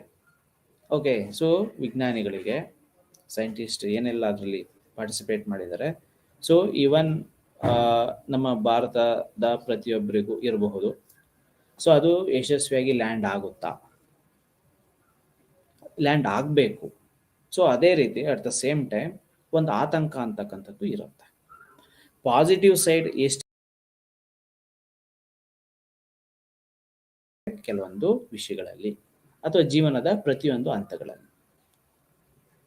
ಓಕೆ, ಸೊ ಅದು ಎಷ್ಟರ ಮಟ್ಟಿಗೆ ಆ ಒಂದು ಆತಂಕ ಆಗಲಿ ಅಥವಾ ಕಾನ್ಫಿಡೆನ್ಸ್ ಅನ್ನೋದೇ ಆಗಲಿ ಎಷ್ಟು ಮಟ್ಟಿಗೆ ಇರಬೇಕು, ಎಷ್ಟು ಇರಬೇಕು ಅಷ್ಟಿತ್ತು ಅಂತ ಅಂದರೆ ಎಲ್ಲದೂ ಸಹ ನಾರ್ಮಲ್ ಆಗಿರುತ್ತೆ. ಸೊ ಒಂದು ವೇಳೆ ಓವರ್ ಕಾನ್ಫಿಡೆನ್ಸ್ ಅಂತಕ್ಕಂಥದ್ದು ಏನಾದರೂ ಅಲ್ಲಿ ಕಾಣಿಸ್ಕೊಂಡ್ರೆ ಅಥವಾ ಹೆಚ್ಚುವರಿಯಾಗಿ ಆತಂಕ ಅಂತಕ್ಕಂಥದ್ದು ಕಾಣಿಸ್ಕೊಂಡ್ರೆ, ಓಕೆ, ಸೊ ಇನ್ನು ಲಾಂಚ್ ಆಗೋದಕ್ಕೂ ಮುಂಚೆ ಸೊ ಹೆಚ್ಚುವರಿಯಾದಂಥ ಕಾನ್ಫಿಡೆನ್ಸ್ ಇತ್ತು ಅಂತಂದರೆ, ಓಕೆ, ಸೊ ನಾವು ಕೆಲವೊಂದು ಎಲಿಮೆಂಟ್ ನಾವೇನು ಟೆಸ್ಟ್ ಮಾಡಬೇಕು ಅಥವಾ ಏನೇನು ಪ್ರಿಕಾಷನ್ಸ್ ತಗೋಬೇಕು, ಯಾವಾಗ ಮಾಡಬೇಕು, ಏನು ಬಿಡಬೇಕು ಅನ್ನೋದು ಕೆಲವೊಂದು ಎಲಿಮೆಂಟ್ಗಳಲ್ಲಿ ಮಿಸ್ ಆಗ್ಬೋದು. ಓವರ್ ಕಾನ್ಫಿಡೆನ್ಸ್, ಅತಿಯಾದ ಕಾನ್ಫಿಡೆನ್ಸ್ ಇದೆ ಅಂತಂದಾಗ, ಓಕೆ, ಸೊ ಏನೂ ಆಗಲ್ಲ, ಕೆಲವೊಂದು ಎಲಿಮೆಂಟ್ಗಳನ್ನು ನೆಗ್ಲೆಕ್ಟ್ ಮಾಡ್ಬೋದು. ಓಕೆ, ಇದು 100% ಈ ಸಲ. So okay, we all proud that Chandrayana 3 is launched very successfully and it will land, hopefully it will land ಅನ್ನೋ ಥರಕ್ಕಿದೆ. ಸೊ ಅದಾಗಲಿ. ಓಕೆ, ಸೊ ನಾನು ಹೇಳ್ತಾ ಇರೋವಂಥದ್ದು ಕಾನ್ಫಿಡೆನ್ಸ್ ಅಂತಕ್ಕಂಥದ್ದು ಒಂದು, ಆತಂಕ ಅಂತಕ್ಕಂಥದ್ದು ಒಂದು. ಸೊ ಇಲ್ಲಿ ಆತಂಕ ಅಂತ ನಾವು ತೆಗೆದುಕೊಂಡಾಗ ಸೊ ಕಾನ್ಫಿಡೆನ್ಸ್ ಇತ್ತು ಅಂದರೆ ಏನಾಗಬಹುದು, ಅತಿಯಾದಂತಹ ಕಾನ್ಫಿಡೆನ್ಸ್ ಇತ್ತು ಅಂತಂದ್ರೆ ಏನಾಗಬಹುದು. ಓಕೆ, ಸೊ ಕಾನ್ಫಿಡೆಂಟ್ ಇದೆ, ನಮಗೆ ಮಾಡ್ತೀವಿ ಈ ಸಲ, ಯಾಕೆಂದರೆ ಬ್ಯಾಕಪ್ ಇದೆ ನಮ್ಮ ಹತ್ರ, ಬ್ಯಾಕಪ್ ಎಕ್ಸ್ಪೀರಿಯನ್ಸ್ ಇದೆ. ಸೊ ಅದ್ರ ಮೇಲೆ ಏನು ಮಾಡಬೇಕು ಅದನ್ನೆಲ್ಲ ನಾವು ಮಾಡಿದ್ದೀವಿ. ಸೊ ಹಂಗಾಗಿ ಈ ಸಲ ನಾವು, ಯಾಕೆಂದರೆ ಕಾನ್ಫಿಡೆನ್ಸ್ ಇರೋದಕ್ಕೆ ತಾನೇ ಲಾಂಚ್ ಆಗೋದು. ಇಲ್ಲ ನಮಗೆ ಡೌಟ್ ಇದೆ ಅಂತ ಅಂದಾಗ, ಓಕೆ, ಏಕೆಂದರೆ ಇದು ಫಸ್ಟ್ನೇ ಟೈಮ್ ಅಲ್ಲ, ಇದು 3rd ಟೈಮ್. ಸೊ ಒಂದು ಕಾನ್ಫಿಡೆನ್ಸ್ ಅಂತೂ ಇರುತ್ತೆ. ಓಕೆ, ಸೊ ಅದು ಅತಿಯಾಗಬಾರ್ದು. ಅತಿಯಾಗಿದ್ದಾಗ ಆಗ್ತಕ್ಕಂತಹ ಲೂಪೋಲ್ಸ್ಗಳೇನು, ಅತಿಯಾಗಿದ್ದಾಗ ಅದರಲ್ಲಿ ಆಗ್ತಕ್ಕಂಥ ತೊಂದರೆಗಳೇನು, ಸೊ ಅದ್ರ ಬಗ್ಗೆ ನಾವು ಗಮನವನ್ನು ತೆಗೆದುಕೋಬೇಕಾಗುತ್ತೆ. ಏನೆಲ್ಲ ಮೆಜರ್ಮೆಂಟ್ ತಗೋಬಹುದು, ಏನೆಲ್ಲ ಅದಕ್ಕೆ ಬೇಕಾಗಿರತಕ್ಕಂಥ ಸಲಕರಣೆಗಳಿರ್ಬೋದು, ಉಪಕರಣಗಳಿರ್ಬೋದು, ಅದಕ್ಕೆ ಪ್ರಿಕಾಷನ್ಸ್ಗಳಿರ್ಬೋದು, ಅದನ್ನೆಲ್ಲ ಕನ್ಸಿಡರ್ ಮಾಡ್ಕೋಬೇಕಾಗುತ್ತೆ. ಸೊ ಇದು ಪಾಸಿಟಿವ್ ಸೈಡ್ ಆಯಿತು. ನೆಗೆಟಿವ್ ಸೈಡ್ ಅಂದರೆ ಆತಂಕ.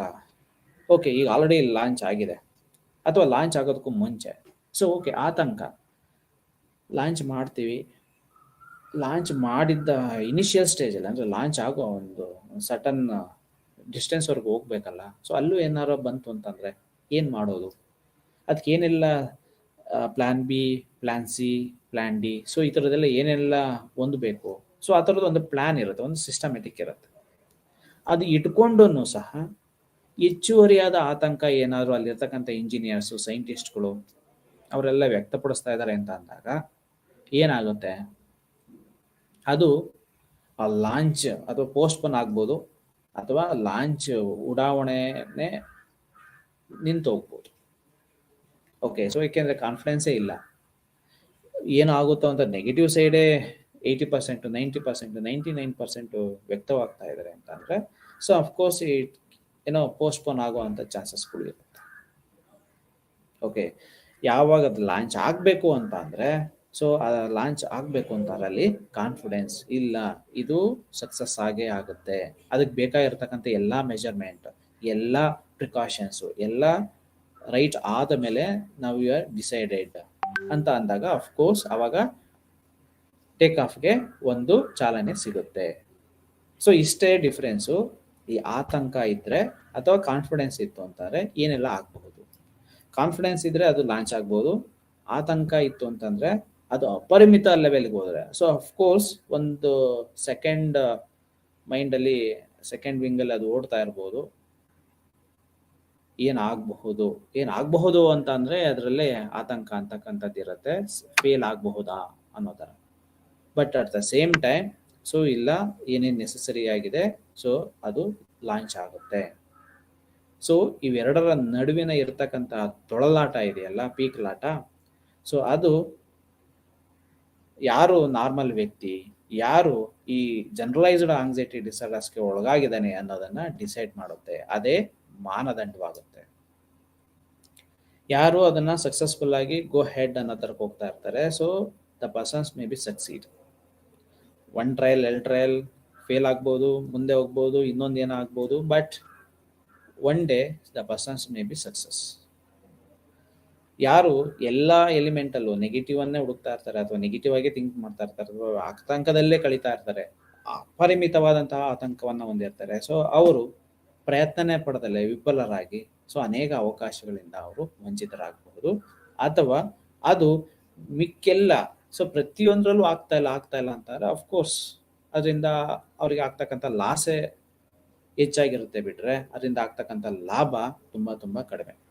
ಓಕೆ, ಸೊ ಈಗ ಇರೋವಂಥ ಸಂದರ್ಭಗಳನ್ನು, ಸಿಚುವೇಶನ್ಗಳನ್ನು ಸೊ ಯಾರು ಸಮರ್ಥವಾಗಿ ಬಳಸ್ಕೊಂಡು ಸೊ ಅದನ್ನು ತಮ್ಮ ಜೀವನಕ್ಕೆ ಅಳವಡಿಸ್ಕೊಳ್ತಾ ಇರ್ತಾರೆ, ಅದನ್ನು ಕಾನ್ಫಿಡೆನ್ಸ್ ಅಂತ ಕರೆದ್ರೆ, ಇರ್ತಕ್ಕಂಥ ಅವಕಾಶಗಳನ್ನು ಬಿಟ್ಟು, ಇರೋ ಅಂಥ ಸ್ಟ್ರೆಂತ್ಗಳನ್ನು ಬಿಟ್ಟು ಆತಂಕಕ್ಕೆ ಅಥವಾ ನೆಗೆಟಿವ್ಗೆ ಹೆಚ್ಚು ಒತ್ತುಗಳನ್ನು ಕೊಟ್ಟು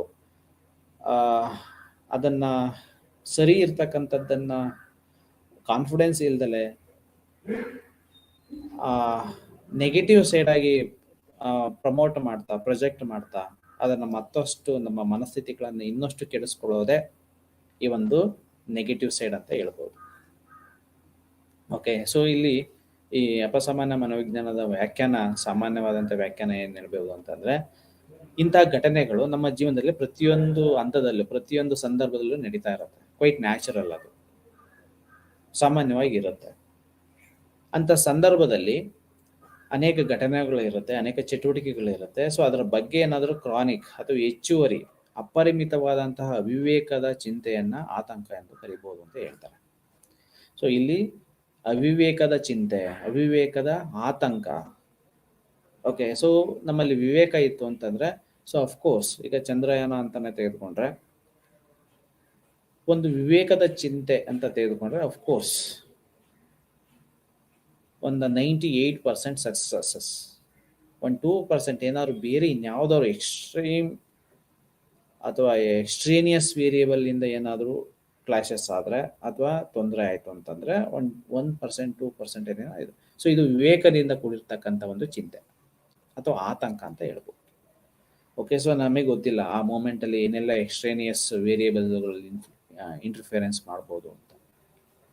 ಆದರೆ 100%ಗೆ ಒಂದು 20% ಅಷ್ಟೇ ಪ್ಲಸ್ ಇದೆ, ಇನ್ನು 80% ನೆಗೆಟಿವ್ ಇದೆ ಅಂತಂದರೆ, see you just look at the loophole of your performance ಅನ್ನೋ ತರಕಾಗುತ್ತೆ. ಅಥವಾ ನಾವು ಹೊಂದಿರ್ತಕ್ಕಂಥ ಅದಕ್ಕೆ ಐಡಿಯಾಗಳು ಏನಿರುತ್ತೆ, ಅದಕ್ಕೆ ಹೊಂದಿರ್ತಕ್ಕಂಥ ಪ್ರಿಪರೇಷನ್ ಯಾವ ರೀತಿಯಾಗಿರುತ್ತೆ ಅನ್ನೋದು ನಮಗೆ ಅರಿವಾಗುತ್ತೆ ಅಥವಾ ನಮಗೆ ಅರ್ಥ ಆಗುತ್ತೆ. ಅದು ಎಕ್ಸ್ಟ್ರೀಮ್ ಎಂಡ್ಗೆ ಹೋದಾಗ ಆ ಒಂದು ಅವಿವೇಕದಿಂದ ಕೂಡಿರ್ತಕ್ಕಂಥದ್ದು. ಸೊ ಅವಿವೇಕದಿಂದ ಕೂಡಿರ್ತಕ್ಕಂಥದ್ದು ಅಂತ ಅಂದರೆ, ನಾವು ಎಲ್ಲ ಟೆಸ್ಟ್ ಮಾಡ್ದಲೇ ಹೋಗ್ತೀವ ಲಾಂಚ್ಗೆ, ಎಲ್ಲ ಟೆಸ್ಟ್ ಮಾಡೇ ತಾನೇ ಲಾಂಚ್ಗೆ ಹೋಗೋದು. ಸೊ ಆದ್ರೂ ಈ ಚಿಂತೆ ಕಾಡುತ್ತೆ ಅಂತಂದ್ರೆ ಅದನ್ನ ಅವಿವೇಕದ ಚಿಂತೆ. ಓಕೆ, ಸೊ ಅಲ್ಲಿ ಒಬ್ಬ ವ್ಯಕ್ತಿ ಇರೋದಿಲ್ಲ, ಅಲ್ಲಿ ಇಟ್ಸ್ ಎ ಗ್ರೂಪ್, ವಿಜ್ಞಾನಿಗಳ ಒಂದು ಸಮೂಹನೇ ಇರುತ್ತೆ, ಅವ್ರ ಎಲ್ಲರ ಒಂದು ಅಬ್ಸರ್ವೇಷನ್ಸ್ ಇರುತ್ತೆ, ಅವರೆಲ್ಲರ ಒಂದು ವರ್ಕ್ ಇರುತ್ತೆ. ಅಂತ ಮೂಮೆಂಟಲ್ಲಿ ಒಬ್ಬ ವ್ಯಕ್ತಿ ಈ ರೀತಿಯಾದಂಥ ವಿವೇಕದ ಚಿಂತೆಯನ್ನು ಮಾಡ್ತಾನೆ ಅಂತಂದರೆ, ಸೊ ಅದನ್ನು ನಾವು ಆತಂಕದ ಅಸ್ವಸ್ಥತೆ, ಅಂದರೆ ಎಕ್ಸ್ಟ್ರೀಮ್ ಲೆವೆಲ್ಗೆ ಹೋಗಿದ್ದಾರೆ ಆ ವ್ಯಕ್ತಿ ಅಂತ ನಾವು ಕರೀಬಹುದು. ಓಕೆ, ಸೊ ಅಫ್ಕೋರ್ಸ್ ಕೆಲವೊಂದು ಪರ್ಸೆಂಟೇಜು ಈ ಒಂದು ರೀತಿಯಾದಂಥ ಜನರಲೈಸ್ಡ್ ಆಂಗ್ಸೈಟಿ ಡಿಸಾರ್ಡರ್ಸು ಸಾಮಾನ್ಯವಾಗಿ ಕಂಡುಬರುತ್ತೆ. ಅದಕ್ಕೆ ಕಾರಣಗಳು ಬೇರೆ ಬೇರೆಯಾಗಿ ಇರುತ್ತೆ. ಸೊ ನಾರ್ಮಲ್ ವ್ಯಕ್ತಿಗಳು ಈಗ ಒಂದು ಜನರಲೈಸ್ಡ್ ರೀಸನ್ ಏನಪ್ಪ ಅಂತಂದರೆ, ನಾವೊಂದು ಸಾಮಾನ್ಯ ಸಂಭವನೀಯ ರೇಖೆಗೆ ಹಾಕಿದ್ರೆ ಸೊ 1-2% ಅವರು ಇರ್ತಾರೆ, 1-2% ಅದರಲ್ಲಿ ಕಾನ್ಫಿಡೆನ್ಸ್ ತುಂಬ ಚೆನ್ನಾಗಿರೋ ಕಾನ್ಫಿಡೆನ್ಸ್ ಹೊಂದಿರತಕ್ಕಂಥವ್ರು ಒಂದಷ್ಟು ಜನ ಇರ್ತಾರೆ. ಒಂದು ಮ್ಯಾಕ್ಸಿಮಮ್ ಜನ ಏನು ಮಾಡ್ತಾರೆ, ಒಂದು ನಾರ್ಮಲ್ ಪ್ರಾಬಬಿಲಿಟಿ ಕರ್ವ್ ಹಾಕಿದಾಗ ಮ್ಯಾಕ್ಸಿಮಮ್ ಅವರೇಜರ್ ಬರ್ತಾರೆ. ಸೊ ನಾವಿಲ್ಲಿ ಮಾತಾಡ್ತಾ ಇರತಕ್ಕಂಥದ್ದು ಕೆಲವೊಂದು ಪರ್ಸೆಂಟೇಜ್ ಇರುತ್ತಲ್ಲ ನೆಗೆಟಿವ್ ಆಗಿ ಆತಂಕದ ಡಿಸಾರ್ಡರ್ಸ್ ಹೊಂದಿರ್ತಾರಲ್ಲ, ಜನರಲೈಸ್ಡ್ ಆಂಗ್ಸೈಟಿ ಡಿಸಾರ್ಡರ್ಸ್ ಹೊಂದಿರ್ತಾರಲ್ಲ, ಸೊ ಅಂಥವ್ರ ಬಗ್ಗೆ. ಅದಕ್ಕೆ ಕಾರಣಗಳೇನಪ್ಪ ಅಂತಂದರೆ, ಸೊ ಓಕೆ, ಸೊ ಅವ್ರನ್ನ ಕನ್ಸಿಡರ್ ಮಾಡ್ಕೋಬೇಕಾ ಈ ಟ್ರೀಟ್ಮೆಂಟು, ಅದಕ್ಕೆ ಕಾರಣಗಳೆಲ್ಲ ನಾವು ಹುಡುಕ್ಬೇಕಾ? ಸಾಮಾನ್ಯವಾಗಿ ಎಲ್ಲೇ ಹೋದ್ರೂ ಓಕೆ, ಒಂದಷ್ಟು ಪರ್ಸೆಂಟೇಜು ನೆಗೆಟಿವ್ ಇರುತ್ತೆ, ಒಂದಷ್ಟು ಪರ್ಸೆಂಟೇಜು ಎಕ್ಸ್ಟ್ರೀಮ್ ಪಾಸಿಟಿವ್ ಇರುತ್ತೆ. ನಾರ್ಮಲ್ ಆಗಿರ್ತಕ್ಕಂಥದ್ದು ಒಂದೇ ಬರುತ್ತೆ, ಸಾಮಾನ್ಯವಾಗಿರುತ್ತೆ. Why you focus on only 2% or 1% ಇರ್ತಕ್ಕಂಥ ಪಾಪ್ಯುಲೇಷನ್ಗೆ ನಾವ್ಯಾಕೆ ಒತ್ತು ಕೊಡಬೇಕು? ಸೊ ಅಫ್ಕೋರ್ಸ್, ಏಕೆಂತಂದರೆ ಒಬ್ಬ ವ್ಯಕ್ತಿ ಬೆಳೀತಾ ಒಂದು ದೇಶ ಡೆವಲಪ್ ಆಗ್ತಾ ಒಂದು ಸಿಚುಯೇಷನ್ ಅಥವಾ ಒಂದು ಇನ್ಸ್ಟಿಟ್ಯೂಷನ್, ಒಂದು ವ್ಯವಸ್ಥೆ ಬೆಳವಣಿಗೆ ಆಗ್ತಾ ಸೊ ಎಲ್ಲರನ್ನು ಮೇಲಕ್ಕೆತ್ತುವ ಕೆಲಸ ಆಗಲೇಬೇಕು. ಓಕೆ, ಸೊ ಒಂದು 2% ಏನು ಆಲ್ರೆಡಿ ಎಕ್ಸ್ಟ್ರೀಮ್ ಡೆವಲಪ್ ಆಗಿದೆ, ಒಂದು 80% ಏನಿರುತ್ತೆ, ಸೊ ಅವರೆಲ್ಲ ಏನಿರುತ್ತೆ ಒಂದು ನಾರ್ಮಲ್ ಆಗಿ ಡೆವಲಪ್ ಆಗ್ತಾ ಇರ್ತಾರೆ. ಇನ್ನೊಂದು 2%, 3%, 5% ತುಂಬ ಅವ್ರಿಗೆ ಒಂಚೂರು ಪುಷಪ್ ಕೊಟ್ಟರೆ ಅವರು ಒಂಚೂರು ಡೆವಲಪ್ ಆಗ್ತಾರೆ. ಅವ್ರಿಗೇನೋ ಸೈಕಲಾಜಿಕಲ್ ಅಸಿಸ್ಟೆಂಟ್ ಕೊಟ್ಟರೆ ಸೊ ಯೂಸ್ಫುಲ್ ಆಗುತ್ತೆ, ಹೆಲ್ಪ್ಫುಲ್ ಆಗುತ್ತೆ. ಅಂಥ ಮೂಮೆಂಟ್ಗೆ so developing country okay, so ಅಂಥ ಮೂಮೆಂಟಲ್ಲಿ ಪ್ರತಿಯೊಬ್ಬರ ಸೈಕಲಾಜಿಕಲ್ ವೆಲ್ಬೀಯಿಂಗು, ಪ್ರತಿಯೊಬ್ಬರ biological wellbeing, over all wellbeing of the person is very very important.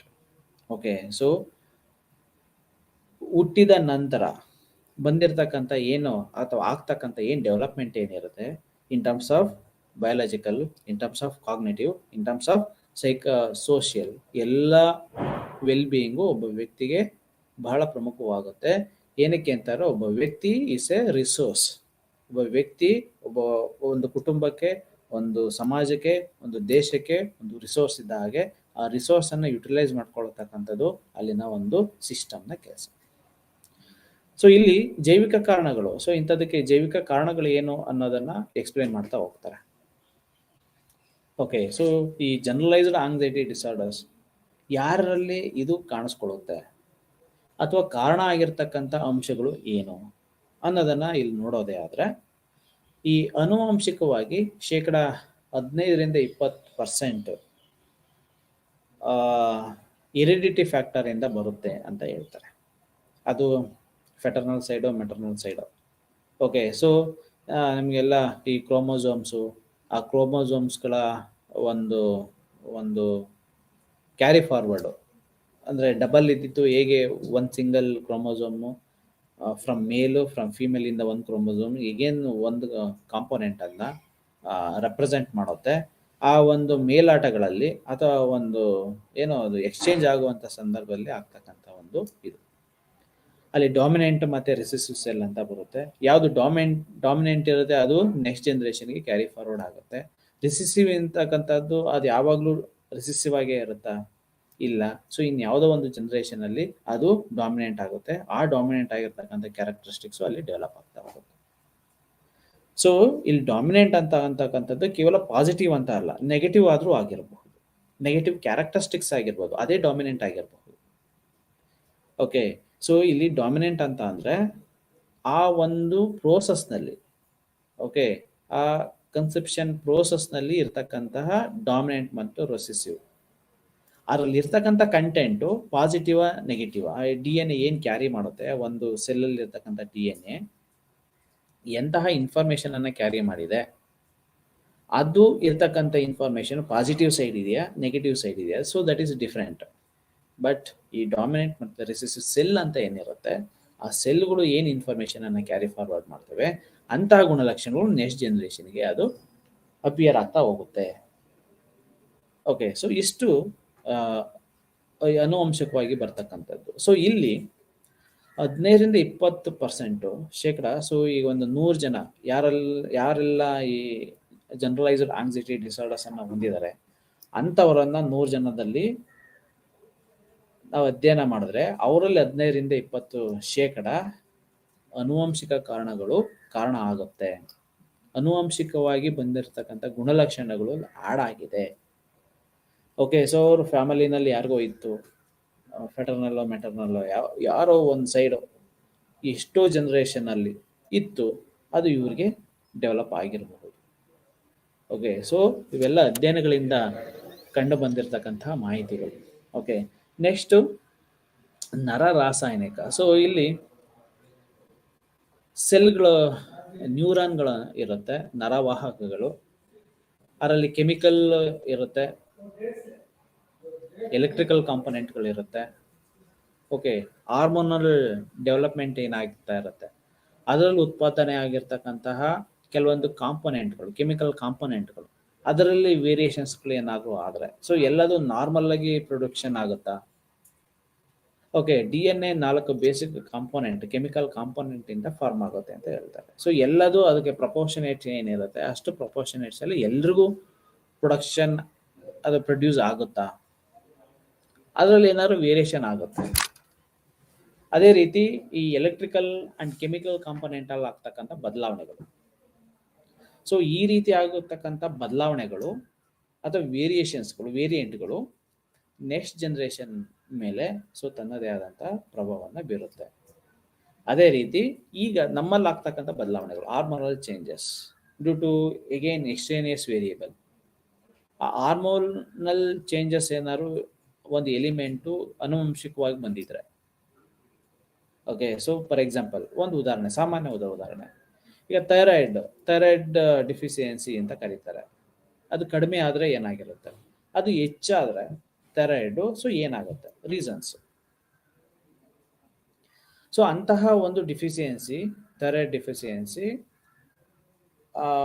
Parents ಕಡೆಯಿಂದ ಏನಾರು ಬಂದಿದ್ರೆ, ಸೊ ಅಫ್ಕೋರ್ಸ್ ಏನಾದ್ರು ಅದು ಸೆಲ್ ಡಾಮಿನೆಂಟ್ ಆಗಿತ್ತು ಅಂತಂದರೆ ಮಕ್ಕಳಿಗೂ ಬರಬಹುದು, ನೆಕ್ಸ್ಟ್ ಜನರೇಷನ್ ವ್ಯಕ್ತಿಗೂ ಬರಬಹುದು. ಆ ಕಾರಣದಿಂದ ಈ ರೀತಿಯಾದಂಥ ಜನರಲೈಸ್ಡ್ ಆಂಗ್ಸೈಟಿ ಡಿಸಾರ್ಡರ್ಸ್ ಸಹ ಕೆಲವೊಂದು ಬಾರಿ ಕಾರಣ ಆಗಬಹುದು. ಓಕೆ, ಸೊ ಇರ್ತಕ್ಕಂಥ ಬಯಾಲಜಿಕಲ್ ಚೇಂಜಸ್ಸು, ಕಾಗ್ನೇಟಿವ್ ಚೇಂಜಸ್ಗಳು, ಸೈಕೋಸೋಷಿಯಲ್ ಬದಲಾವಣೆಗಳು, ಸೊ ಅದರಲ್ಲಿ ಕಂಡುಬರ್ತಕ್ಕಂತಹ ಅನೇಕ ರೀತಿಯಾದಂತಹ ಎಫೆಕ್ಟ್ಗಳು, ಸೊ ಅನೇಕ ರೀತಿಯಾದಂತಹ ಆತಂಕಕ್ಕೆ ಗುರಿ ಮಾಡಿ ಕೊಡ್ತವೆ. Next gamma amino butyric acid or GABA. Okay, butyric acid or GABA, GABA, ಈ ನರವಾಹಕಗಳ ನಡುವಿನ ಆಂತರಿಕ ಸಂಪರ್ಕ ಏರ್ಪಡುತ್ತೆ ಬೈ ದ ಮೂಮೆಂಟ್ ಈ ಜನರಲೈಸ್ಡ್ ಆಂಗ್ಸೈಟಿ ಡಿಸಾರ್ಡರ್ಸ್ ಅಂತಕ್ಕಂಥದ್ದು ಕಂಡು ಬರುತ್ತೆ, ಕಾಣಿಸ್ಕೊಳ್ಳುತ್ತೆ. ಸೊ ಅನೇಕ ನರವಾಹಕಗಳಿದೆ, information carry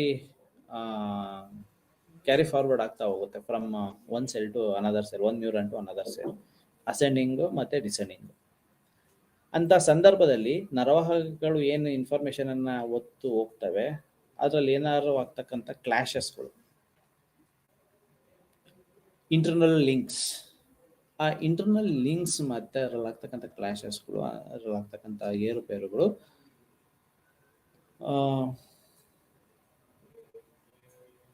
generalised anxiety disorders ಅನ್ನ ಡಿಟರ್ಮೈನ್ ಮಾಡ್ತಾ ಹೋಗುತ್ತೆ. ಇವೆಲ್ಲ ಜೈವಿಕ ಕಾರಣಗಳು. ಅನುವಂಶಿಕ ಕಾರಣ ಒಂದು, ಜೈವಿಕ ಕಾರಣ it's also one of the ಜೈವಿಕ ಕಾರಣ, ಯಾವುದು ಅನುವಂಶಿಕ ಕಾರಣ. ನೆಕ್ಸ್ಟ್ ನರ ಮತ್ತು ರಾಸಾಯನಿಕ ಕಾರಣಗಳು,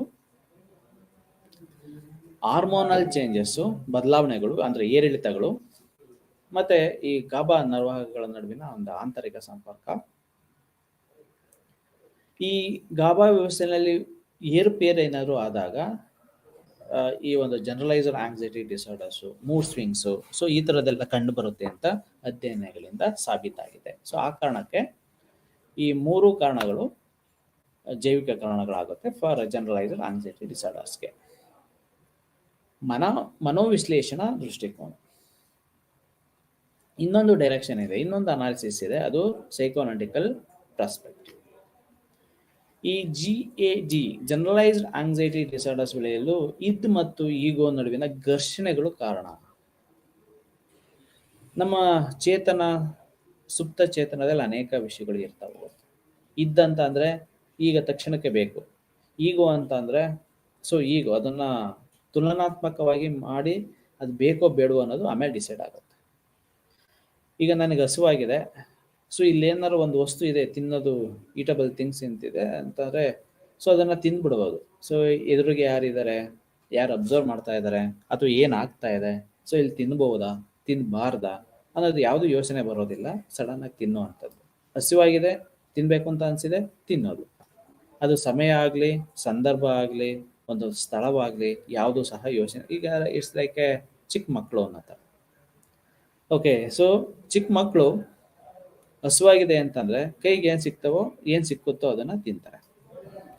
ಅದು ತಿನ್ನೋ ಸಮಯನ, ತಿನ್ನೋ ಅಂತ ಜಾಗನ, ತಿನ್ನೋ ಅಂತ ಪದಾರ್ಥನ, ಸೊ ಏನನ್ನು ಸಹ ಅವು ನೋಡೋದಿಲ್ಲ. ಅದು ಇದ್.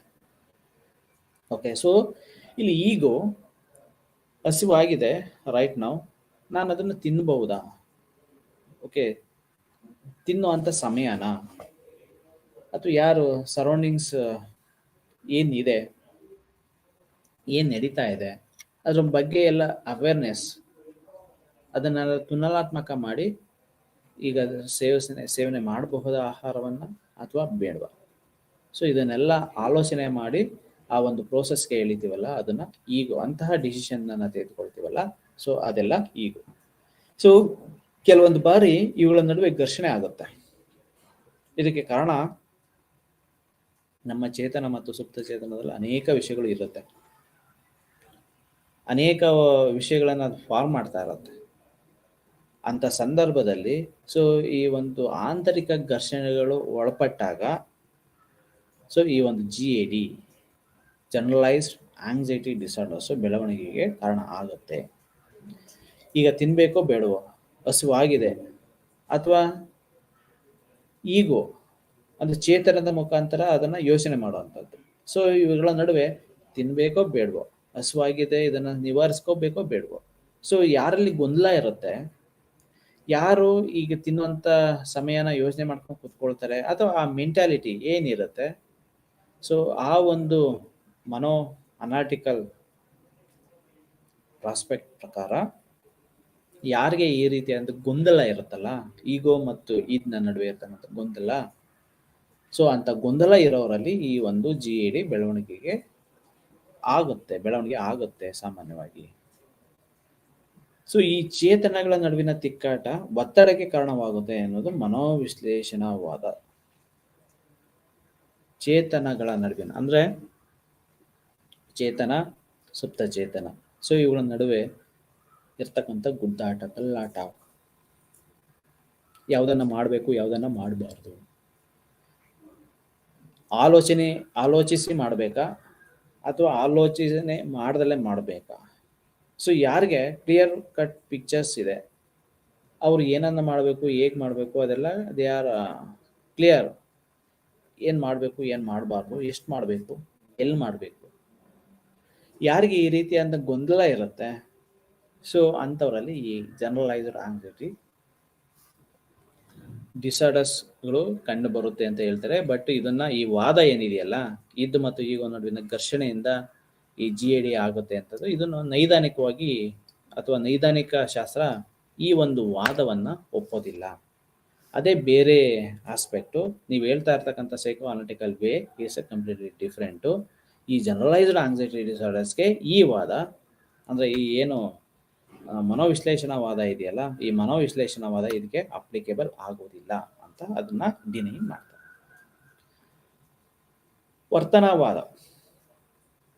ವರ್ತನವಾದದ ದೃಷ್ಟಿಕೋನ. ವರ್ತನವಾದ ಮತ್ತು ವರ್ತನೆ ಇದಕ್ಕೊಂದು ಪೂರಕವಾದಗಳು. ವಾತಾವರಣ ಮತ್ತು ವರ್ತನೆ. ಸೊ ನಾವೊಂದು ವರ್ತನೆ ಮಾಡ್ತಾ ಇದೀವಿ ಅಂತಾರೆ ನಮ್ಮಲ್ಲಿ ಇರ್ತಕ್ಕಂಥ ಸುತ್ತಮುತ್ತಲ ವಾತಾವರಣ, ನಮ್ಮಲ್ಲಿ ಇರ್ತಕ್ಕಂಥ ಆಂತರಿಕ ವಾತಾವರಣ ಕಾರಣ ಆಗುತ್ತೆ, ಇನ್ಫ್ಲೂಯೆನ್ಸ್ ಮಾಡುತ್ತೆ.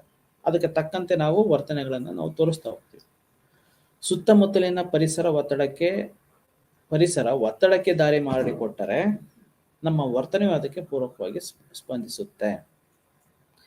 ನಮ್ಮ ಸುತ್ತಮುತ್ತಲ ಇರ್ತಕ್ಕಂಥ ಒಂದು ಪರಿಸರ ಒಂದು ಪ್ಲೆಸೆಂಟ್ ಎನ್ವಿರಾನ್ಮೆಂಟ್ ಆಗಿದ್ದು, ಆ ಒಂದು ಸಂದರ್ಭದಲ್ಲಿ ಒಂದು ಫಂಕ್ಷನ್, ಒಂದು ಈವೆಂಟ್ ಅನ್ನ ಮಾಡಬೇಕು, ಅದಕ್ಕೆ ನಾವು ಪ್ರತಿಕ್ರಿಯೆಗಳನ್ನು ಕೊಡಬೇಕು ಅಂತ ಅಂದ್ರೆ will think that accordingly and we respond to that. ಇಲ್ಲಿ ಸುತ್ತಮುತ್ತಲಿನ ಪರಿಸರ, ಈ ಸುತ್ತಮುತ್ತಲ ಇರ್ತಕ್ಕಂಥ ಒಂದು ಪರಿಸರ ಹೇಗೆ ನಮ್ಮ ವರ್ತನೆಗೆ ಪೂರಕವಾಗಿ ಸ್ಪಂದನೆ ಮಾಡುತ್ತೆ, ಅಥವಾ ಆ ಪರಿಸರಕ್ಕೆ ನಮ್ಮ ವರ್ತನೆ ಹೇಗೆ ಅಪ್ಲಿಕೇಬಲ್ ಆಗುತ್ತೆ, ಹೇಗೆ ರಿಯಾಕ್ಟ್ ಅನ್ನ ಮಾಡುತ್ತೆ, ಅದ್ರ ಮೇಲೆ ಈ ಜನರಲೈಸ್ಡ್ ಆಂಗ್ಸೈಟಿ ಡಿಸಾರ್ಡರ್ಸ್ ಬೆಳವಣಿಗೆ ಆಗುತ್ತೆ. It's a one of the another factor for generalised anxiety disorders ಅಂತ ಹೇಳ್ತಾ ಹೋಗ್ತಾರೆ. ನೆಕ್ಸ್ಟ್, ಸಂಜ್ಞಾನ ವರ್ತನವಾದ, ಕಾಗ್ನಿಟಿವ್ ಬಿಹೇವಿಯರ್ ಪರ್ಸ್ಪೆಕ್ಟಿವ್. ಸೊ ಈ ಜನರಲೈಸ್ಡ್ ಆಂಗ್ಸೈಟಿ ಡಿಸಾರ್ಡರ್ನ ಈ ಕೆಳಗಿನ 5 ವಿಷಯಗಳಿಂದ ದೂರ ಮಾಡಬಹುದು ಅಂತ ಹೇಳ್ತಾರೆ ಈ ಒಂದು ವಾದದ ಪ್ರಕಾರ. ಇವ್ರು ಹೇಳೋ ಅಂಥದ್ದು, ಸಂಜ್ಞಾನ ಮತ್ತು ವರ್ತನವಾದದವರು ನಮ್ಮಲ್ಲಿ ಇರ್ತಕ್ಕಂಥ ಅಂಧವಿಶ್ವಾಸದಿಂದ ದೂರ ಇರುವುದು. ಸೊ ಈ ರೀತಿ ಅಂಧವಿಶ್ವಾಸವನ್ನ ಬ್ಲೈಂಡ್ ಆಗಿ ನಂಬುವುದು ಅಂತ ಹೇಳ್ತಾರಲ್ಲ, ಅಂಧವಿಶ್ವಾಸ, ಅವ್ರ ಮೇಲೆ ನಾವು ಬ್ಲೈಂಡ್ ಆಗಿ ಅವ್ರಿಗೆ ಕೊಟ್ರೆ ಸಾಕು, ಅವ್ರಿಗೆ ವಹಿಸಿದ್ರೆ ಸಾಕು, ಕೆಲಸ ಆಯ್ತು ಅಂತ ಅನ್ಕೊಳ್ಳಿ. ಒಂದು ಈವೆಂಟ್ ಮ್ಯಾನೇಜ್ಮೆಂಟ್ ಇಂಥವ್ರಿಗೆ ಕೊಟ್ರೆ ನಾವು ಅಬ್ಸರ್ವ್ ಮಾಡಲಿಲ್ಲ ಅಂತಂದ್ರೂ ಕೆಲಸ ಮುಗಿಯುತ್ತೆ. ಒಂದು ಕೆಲಸನ ನಾವು ಇವ್ರಿಗೆ ವಹಿಸಿದೀವಿ, ಎಷ್ಟೇ ಕಷ್ಟ ಆದ್ರೂ ಸಹ ಅವ್ರು ಮಾಡ್ತಾರೆ ಅನ್ನೋ ಒಂದು ವಿಶ್ವಾಸ ಇರುತ್ತೆ. ವಿಶ್ವಾಸ ಇರಬೇಕು, ಆದರೆ ಅಂಧವಿಶ್ವಾಸ ಪ್ರತಿಯೊಂದು ಹಂತದಲ್ಲಿಯೂ ಬ್ಲೈಂಡ್ ಆಗಿ ಒಬ್ಬ ವ್ಯಕ್ತಿಯನ್ನು ನಂಬುವಂಥದ್ದು. ಅವ್ನು ಮಾಡ್ತಾ ಇಲ್ವ, ಒಂದ್ಸಲ ಹೇಳಿದ್ಮೇಲೆ ಮುಗೀತು, ಅವ್ನು ಮಾಡ್ತಾನೆ ಅಥವಾ ಮಾಡ್ತಾ ಇರ್ತಾನೆ ಅಥವಾ ಅವ್ನು ಮಾಡ್ತಾನೆ ಅಂತಕ್ಕಂಥದ್ದನ್ನು ನಂಬುವಂಥದ್ದು. ಈ ಒಂದು ಅಂಧವಿಶ್ವಾಸ ನಮ್ಮಲ್ಲಿ ದೂರ ಇರೋದ್ರಿಂದ ಈ ಒಂದು ಜನರಲೈಸ್ಡ್ ಆಂಗ್ಸೈಟಿ, ಈ ದುರಂತ ಅಥವಾ ಈ ಒಂದು ಆತಂಕದಿಂದ ನಾವು ಅಂದ್ರೆ we have to follow the person, whether the person is doing well or not. Then we can eliminate some amount of anxiety. ದುರಂತವನ್ನು ವಾಸ್ತವ್ಯದಿಂದ ತಪ್ಪಿಸೋದು. ಓಕೆ, ನಮಗೆ ಆತಂಕ ಏನಿರುತ್ತೆ, ದುರಂತ ಆಗುತ್ತೆ ಅಂತ ನಮ್ಗೆ ಆತಂಕ ಇರೋದೆ ಅದು ವಾಸ್ತವಕ್ಕೆ ಬಂದ್ಬಿಡುತ್ತೆ ಅಂತ.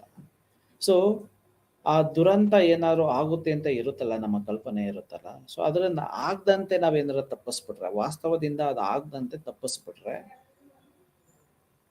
ನಾವು ಈ ಒಂದು ಆಂಗ್ಸೈಟಿ ನಮ್ಮ ಹತ್ರ ಸುಳಿಯೋದಿಲ್ಲ. ಆಳವಾದ ಭಾವನಾತ್ಮಕ ವಿಷಯಗಳಿಂದ ದೂರ ಇರೋದು ಅಥವಾ ಅದರಿಂದ ತಪ್ಪಿಸ್ಕೊಳ್ಳೋದು. ತುಂಬಾ ಕನೆಕ್ಟ್ ಆಗಬಾರ್ದು, ತುಂಬಾ ಇನ್ನೊಬ್ಬರಿಗೆ ಡಿಪೆಂಡೆನ್ಸಿ ಆಗಬಾರ್ದು. ಭಾವನಾತ್ಮಕವಾಗಿ ವಿಷಯಗಳು ಇರ್ತವಲ್ಲ, ಅಂಥವುಗಳಿಂದ ಆದಷ್ಟು ನಾವು ದೂರ ಇರೋಂಥದ್ದು. ಅಂದ್ರೆ ಪ್ರಾಕ್ಟಿಕಲ್ ಆಗಿ, ಅಂದ್ರೆ ರಿಯಲಿಸ್ಟಿಕ್ ಆಗಿ, ಅಂದ್ರೆ ವಾಸ್ತವಿಕವಾಗಿ ಏನಿರುತ್ತೆ ಅದಕ್ಕೆ ನಾವು ಹೆಚ್ಚು ಮಹತ್ವವನ್ನು ಕೊಡಬೇಕು. ಅದಕ್ಕೆ ತಕ್ಕಂತೆ, ಅದಕ್ಕೆ ಪೂರಕವಾದಂತಹ ಆಲೋಚನಾ ಅಥವಾ ಭಾವನೆಗಳಿಗೆ ನಾವು ಸ್ಪಂದಿಸ್ತಾ ಹೋಗ್ಬೇಕು. ನಿಭಾಯಿಸುವುದು ಮತ್ತು ತಯಾರಿ. ಇಲ್ಲಿ ಏನಾದ್ರು ಒಂದು ವಿಷಯ ಬಂತು, ಅಫ್ಕೋರ್ಸ್ ನಮಗೆಲ್ಲ 9 ಡಾಟ್ ಪ್ರಾಬ್ಲಮ್ ಸಾಲ್ವಿಂಗ್ ಒಂದು ಟ್ಯಾಕ್ಟಿಕ್ ನಮಗೆ ಗೊತ್ತಿದೆ. ಅದರ ಪ್ರಕಾರ 9 ಡಾಟ್ ಇರುತ್ತೆ. ಅದನ್ನು 4 ಲೈನಲ್ಲಿ ಓವರ್ ರೈಟ್ ಮಾಡ್ದಲೆ, ಪೆನ್ ಆರ್ ಪೆನ್ಸಿಲ್ ಅನ್ನ ಲಿಫ್ಟ್ ಮಾಡ್ದಲೆ 4 ಲೈನಲ್ಲಿ ಆ ಎಲ್ಲ ಡಾಟ್ಗಳನ್ನ ಸೇರಿಸಿ 4 ಲೈನ್ ಮಾಡಬೇಕು ಅಂತ ಒಂದು ಟಾಸ್ಕ್ ಕೊಟ್ರೆ, ಅಫ್ಕೋರ್ಸ್ ಇನ್ ದ ಬಿಗಿನಿಂಗ್ ನಾವು ಯಾವುದೇ ಒಂದು ಚಟುವಟಿಕೆಗಳನ್ನ ಯಶಸ್ವಿಯಾಗಿ ಮಾಡಲಿಕ್ಕೆ ಸಾಧ್ಯ ಆಗೋದಿಲ್ಲ, ಅಥವಾ ಪರ್ಸಿವೇಷನ್ ತುಂಬಾ ಟಫ್ ಅಂತ ಅನ್ಸುತ್ತೆ. ನಾವು ಒಂದು ಟ್ರಯಲ್ ಅಂಡ್ ಎರರ್ ಮಾಡ್ತಾ ಮಾಡ್ತಾ ಅದ್ರಲ್ಲಿ ಏನಾದ್ರು ಸಕ್ಸಸ್ ಆದ್ರೆ ಅಥವಾ ಅದನ್ನ ನಿಭಾಯಿಸೋದನ್ನ ನಾವೇನಾದ್ರು ಕಲಿತ್ರೆ, ಒಮ್ಮೆ ಏನಾದ್ರು ಒಂದು ಕೆಲಸ ಮಾಡಿದಾಗ ಈ ರೀತಿಯಾದಂಥ ಚಟುವಟಿಕೆಗಳಿಗೆ ಅಡ್ಡಿ ಆತಂಕಗಳು ಬರೋದು ಸಹಜ ಅಂತ ಹೇಳಿ ನಾವೇನು ಪೂರ್ವ ತಯಾರಿಗಳನ್ನ ಮಾಡ್ಕೊಂಡಿರ್ತೀವಿ, ಅಂತಹ ಪೂರ್ವ ತಯಾರಿಗಳು ಮತ್ತು ಅದನ್ನು ನಿಭಾಯಿಸುವಂತಹ ಕಲೆಗಳು ನಮಗೆ ಗೊತ್ತಾಗಿರ್ಬೇಕು. ಇವೆರಡು ನಮಗೆ ಅರಿವಿತ್ತು ಅಂತ ಅಂದಾಗ, ಸೊ ಅಲ್ಲಿ ಈ ಜನರಲೈಸ್ಡ್ ಆಂಗ್ಸೈಟಿ ಡಿಸಾರ್ಡರ್ಸ್ ನಮ್ಮಲ್ಲಿ ಕಂಡು ಬರೋದಿಲ್ಲ. ಅದನ್ನ ರಿಸೀವ್ ಮಾಡುವಂತ ವೇನು ಗೊತ್ತಿರಬೇಕು, ಅದಕ್ಕೆ ರಿಯಾಕ್ಟ್ ಮಾಡುವಂತ ವೇನು ಗೊತ್ತಿರಬೇಕು, ಅದನ್ನ ಪರ್ಸೀವ್ ಮಾಡುವಂತ ರೀತಿನೂ ಗೊತ್ತಿರಬೇಕು, ಅಂದ್ರೆ ತಯಾರಿ ಗೊತ್ತಿರಬೇಕು, ಅದಕ್ಕೆ ತೆಗೆದುಕೋಬೇಕಾಗಿರುವಂತ ಪ್ರಿಕಾಷನ್ಸ್ಗಳು ಗೊತ್ತಿರಬೇಕು, ಅದನ್ನ ಹೆಂಗ್ ಹ್ಯಾಂಡಲ್ ಮಾಡಬೇಕು ಅನ್ನೋದು ಗೊತ್ತಿರಬೇಕು. ಸೊ ಇಷ್ಟು ವಿಷಯಗಳು ಇತ್ತು ಅಂತಾರೆ. ಯಾವ್ದಾದ್ರು ಒಂದು ವಿಷಯ, ಒಂದು ಥಿಂಗ್ಸು ಅಥವಾ ಒಂದು ಸಂದರ್ಭ, ಸೊ ನಾವು ಈ ಒಂದು GAD ಇಂದ ದೂರ ಇರಬಹುದು. ನೆಕ್ಸ್ಟ್ ಫೈನಲ್ ಆಗಿ ಪ್ರೇರಕ ಸಾಧನ. ಏನಾದ್ರು ಒಂದು ಮಾಡಬೇಕು, ನಮ್ಮಲ್ಲಿರ್ತಕ್ಕಂಥ ಕಾನ್ಫಿಡೆನ್ಸ್ ಅನ್ನ ಒಂದು ರೈಟ್ ವೇನಲ್ಲಿ ಅಥವಾ ರೈಟ್ ಫಾರ್ಮ್ ಅಲ್ಲಿ ನಾವು ಯುಟಿಲೈಸ್ ಮಾಡ್ಕೋಬೇಕು ಅನ್ನೋ ಒಂದು ಪ್ರೇರಕ ಸಾಧನಗಳು ನಮ್ಮಲ್ಲಿ ಇತ್ತು ಅಂತ ಅಂದ್ರೆ ಈ ಒಂದು ಜನರಲೈಸ್ ಆತಂಕ ಇರೋದಿಲ್ಲ. ಸೊ ನಾನು ಏನೋ ಒಂದು ಮಾಡಬೇಕು ಅಂತಂದ್ರೆ you have to think from 360 degree angle. ಎಲ್ಲಾ ರೀತಿಯಾದಂಥ ಸಾಧಕ ಬಾಧಕಗಳ ಬಗ್ಗೆ ನಾವು ಆಲೋಚನೆಗಳನ್ನು ಮಾಡ್ತೀವಿ, ನಂತರ ಒಂದು ಫೀಲ್ಡ್ಗೆ ಇಳಿತೀವಿ. ಸೊ ಇದರಿಂದ ಏನಾಗುತ್ತೆ, ಓಕೆ, ಸೊ ನಾವು ಎಷ್ಟು ಮಟ್ಟಿಗೆ ಆ ಒಂದು ಪ್ರೇರಕ ಅಂಶಗಳನ್ನ ನಾವು ಗ್ರಹಿಸ್ಕೋಬೇಕು, ಎಷ್ಟು ಮಟ್ಟಿಗೆ ನಾವು ಒಂದು ವಿಷಯದಲ್ಲಿ ನಾವು ಮುಂದುವರಿಯೋದನ್ನ ಅಥವಾ ಮುಂದೋಗೋದನ್ನ ನಾವು ನೋಡಬೇಕು ಅನ್ನೋ ವಿಷಯಗಳಿಗೆ ನಾವು ಹೆಚ್ಚಿನದಾಗಿ ಒತ್ತನ್ನ ಕೊಡಬೇಕಾಗುತ್ತೆ. ಸೊ ಇಲ್ಲಿ ಈ ಪ್ರೇರಕ ಸಾಧನ ಒಬ್ಬ ವ್ಯಕ್ತಿಯಲ್ಲಿ ಇತ್ತು ಅಂತ ಅಂದ್ರೆ, ಪ್ರೇರಕ ಒಂದು ಏನಾದ್ರೂ ಒಂದು ಸಾಧನೆ ಮಾಡಬೇಕು ಅನ್ನೋ ಒಂದು ಪ್ರೇರೇಪಣೆ ಇತ್ತು ಅಂತ ಅಂದ್ರೆ ನಮ್ಮಲ್ಲಿ ಆತಂಕವನ್ನು ದೂರ ಮಾಡುತ್ತೆ.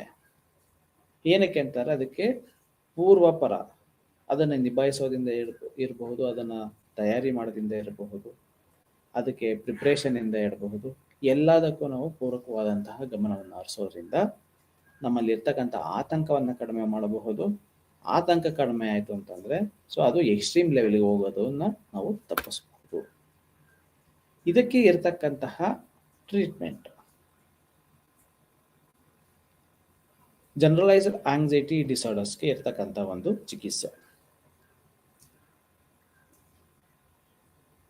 According to DSM-5 and ICD-10 ಇದನ್ನ ಒಂದು ರೋಗ ಲಕ್ಷಣಗಳು ಹೊಂದಿರತಕ್ಕಂಥದ್ದು ಆಧಾರದ ಮೇಲೆ ಇದು ಕಾಣಿಸ್ಕೊಳ್ಳುವಂಥದ್ದು.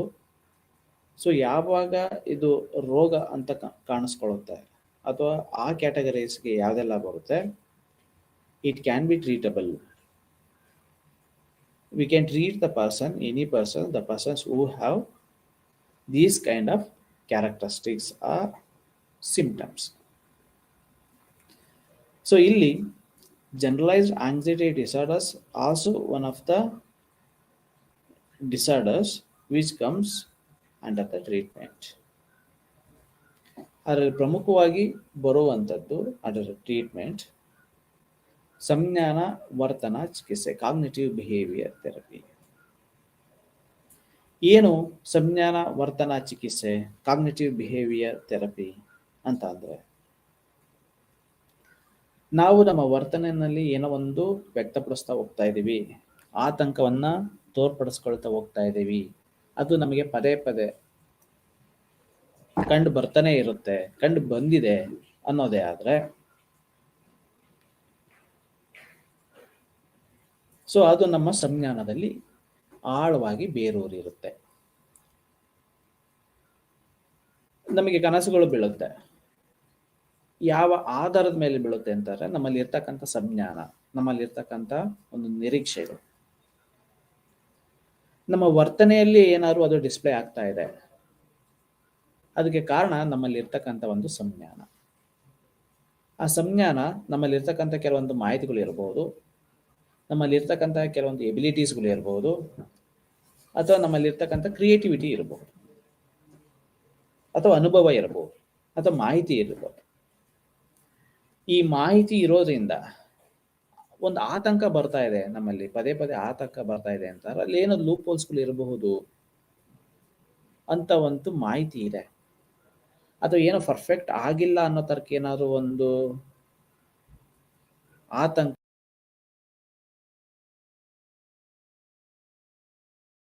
ಸೆನ್ಸ್ ಏನೋ ಒಂದು ಹೇಳ್ತಾ ಇದೆ, ಅದೇನೋ ಸರಿ ಇಲ್ಲ. ಓಕೆ, ಸೊ ಏನೋ ಒಂದು ಸಂಜ್ಞಾನ ನಮ್ಮಲ್ಲಿ ಏನೋ ಒಂದು ಇಂಟ್ ಕೊಡ್ತಾ ಇರುತ್ತೆ. ಓಕೆ, ಸೊ ಆ ಕಾರಣಕ್ಕೆ ನಮಗೆ ಆತಂಕ ಬರ್ತಾ ಇದೆ. ಅದು ಎಕ್ಸ್ಟ್ರೀಮ್ ಲೆವೆಲ್ಗೆ ಹೋದಾಗ ಏನಾಗುತ್ತೆ, ಸೊ ಪ್ರತಿಯೊಂದನ್ನು ನಾವು ನೆಗೆಟಿವ್ ಆಗಿ ಥಿಂಕ್ ಮಾಡುವಂಥದ್ದು, ನೆಗೆಟಿವ್ ಆಗಿ ಅನಾಲಿಸಿಸ್ ಮಾಡುವಂಥದ್ದು, ಅದು ನಮ್ಮ ವರ್ತನೆ ಒಂದು ಭಾಗವಾಗುತ್ತೆ. ಸೊ ಇಲ್ಲಿ ನಮ್ಮ ವರ್ತನೆಯನ್ನ ಸರಿ ಮಾಡಬೇಕು ಅಂತಂದ್ರೆ ಫಸ್ಟ್ ನಾವು ಚಿಕಿತ್ಸೆ ಕೊಡ್ಬೇಕಾಗಿರ್ತಕ್ಕಂಥದ್ದು ನಮ್ಮ ಸಂಜ್ಞಾನಕ್ಕೆ. ಅದನ್ನ ಪರ್ಸೀವ್ ಮಾಡುವಂತ ರೀತಿ ಹೇಗೆ, ಅದನ್ನ ಅರ್ಥ ಮಾಡ್ಕೊಳ್ಳುವಂತ ರೀತಿ ಹೇಗ್ ಮಾಡ್ಕೋಬೇಕು, ಫಸ್ಟ್ ಆಫ್ ಆಲ್ ಇರ್ತಕ್ಕಂಥ ಆಕ್ಚುಯಲ್ ಇರ್ತಕ್ಕಂಥದ್ದೇನು, ನಾವು ಮಾಡ್ಬೇಕಾಗಿರ್ತಕ್ಕಂಥದ್ದು ಏನು. First we should know the difference between reality and what we are thinking, what we are expecting. ಅಂತ ಮೂಮೆಂಟಲ್ಲಿ ನಾವು ಈ ಸಂಜ್ಞಾನ ಮತ್ತು ವರ್ತನೆಗಳನ್ನ ಇರ್ತಕ್ಕಂತಹ ಒಂದು ಮಾಹಿತಿಯನ್ನ ಒಂದು ಪ್ರಾಪರ್ ಡೈರೆಕ್ಷನ್ ಅಲ್ಲಿ ಅಥವಾ ಧನಾತ್ಮಕವಾಗಿ ನಾವು ಟರ್ನ್ ಮಾಡಿದ್ದೇ ಆಯದಲ್ಲಿ, ಸೊ ನಾವು ಇರ್ತಕ್ಕಂತಹ ಈ ಆಂಗ್ಸೈಟಿ, ಅಸ್ವಸ್ಥತೆ ಅಂತದ್ದೇನಿರುತ್ತಲ್ಲ, ಅಥವಾ ಅಥ ಲೆವೆಲ್ ಏನಿರ್ತಂತಲ್ಲ, ಅದನ್ನ ಒಂದು ಅಮೌಂಟ್ ಆಫ್ ಆಂಗ್ಸೈಟಿಯನ್ನ ನಾವು ಎಲಿಮಿನೇಟ್ ಮಾಡಬಹುದು, ಕಡಿಮೆ ಮಾಡಬಹುದು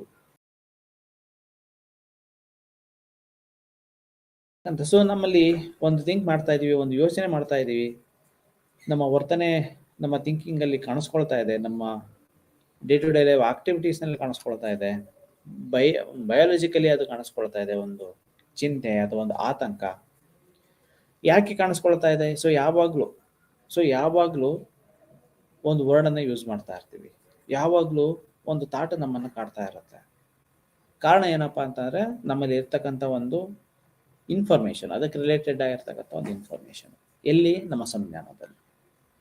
ವರ್ತನೆಯನ್ನ ಶೇಪ್ ಮಾಡಬೇಕು, ವರ್ತನೆಯನ್ನ ಬದಲಾಯಿಸಬೇಕು, ವರ್ತನೆಗೆ ಒಂದು ನಿಜ ರೂಪವನ್ನ ಕೊಡಬೇಕು ಅಂದ್ರೆ ಆಕ್ಚುಯಲ್ ಒಂದು ವಾಸ್ತವಕ್ಕೆ ಹತ್ತಿರವಾದಂತಹ ಒಂದು ಟ್ರೀಟ್ಮೆಂಟ್ ಅನ್ನ ಕೊಡಬೇಕು ಅಂತಂದ್ರೆ ಫಸ್ಟ್ ನಾವು ಟ್ರೀಟ್ಮೆಂಟ್ ಕೊಡ್ಬೇಕಾಗಿರುವಂಥದ್ದು ಸಂಜ್ಞಾನಕ್ಕೆ.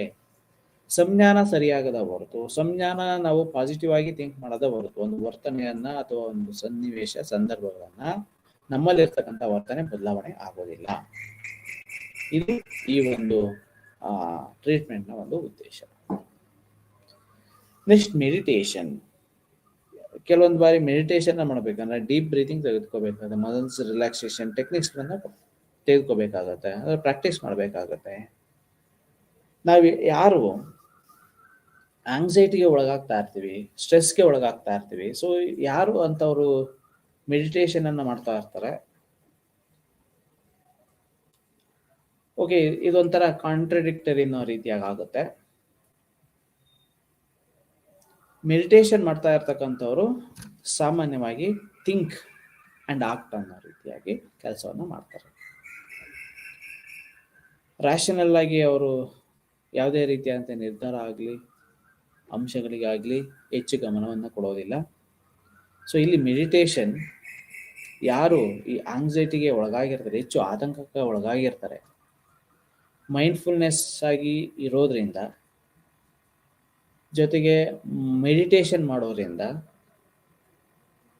ಸೊ ಅವರಲ್ಲಿ ಇರ್ತಕ್ಕಂಥ ಆತಂಕ ಒತ್ತಡವನ್ನ, ಆತಂಕ ಅಥವಾ ಜನರಲೈಸ್ಡ್ ಆಂಗ್ಸೈಟಿ ಡಿಸಾರ್ಡರ್ಸ್ ಅನ್ನ ಇರ್ತಕ್ಕಂಥ ಅದರ ಇಂಟೆನ್ಸಿಟಿಯನ್ನ ಕಡಿಮೆ ಮಾಡಬಹುದು, ಎಲಿಮಿನೇಟ್ ಮಾಡಬಹುದು. ಯೋಗನೂ ಸಹ ಈ ಜನರಲೈಸ್ಡ್ ಆಂಗ್ಸೈಟಿ ಡಿಸಾರ್ಡರ್ಸ್ ಕಡಿಮೆ ಆಗ್ಲಿಕ್ಕೆ ಸಾಧ್ಯ ಆಗುತ್ತೆ, ಅಥವಾ ಕಾರಣ ಅಥವಾ ಇನ್ಫ್ಲುಯೆನ್ಸ್ ಮಾಡುತ್ತೆ.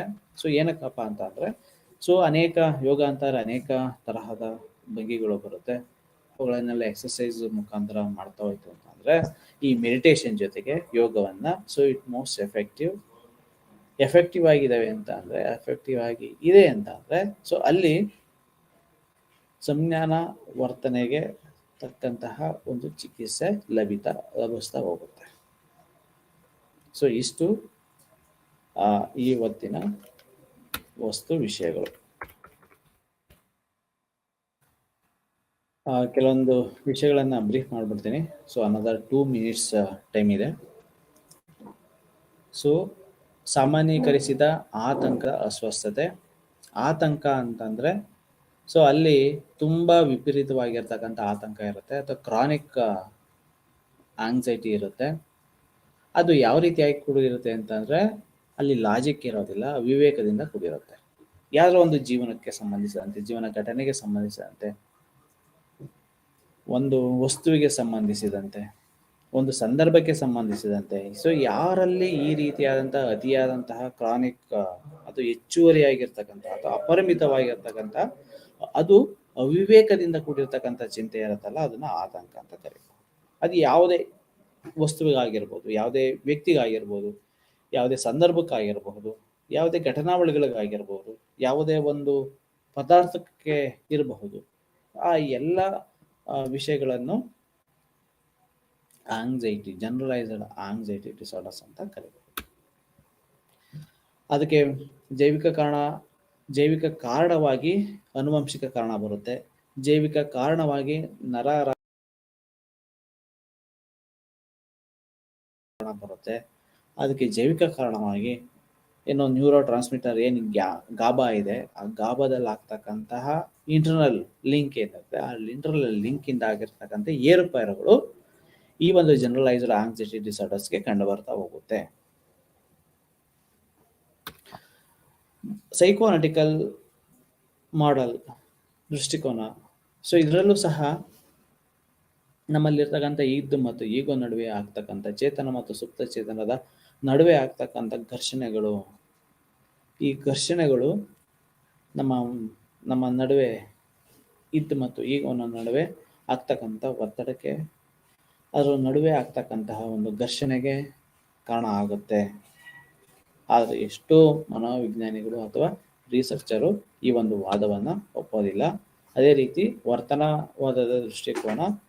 ಸೊ ನಮ್ಮಲ್ಲಿರ್ತಕ್ಕಂಥ ಅಕ್ಕಪಕ್ಕದ ಸಂದರ್ಭಗಳು, ಸಿಚುಯೇಷನ್ಸ್ಗಳು, ವಾತಾವರಣಗಳು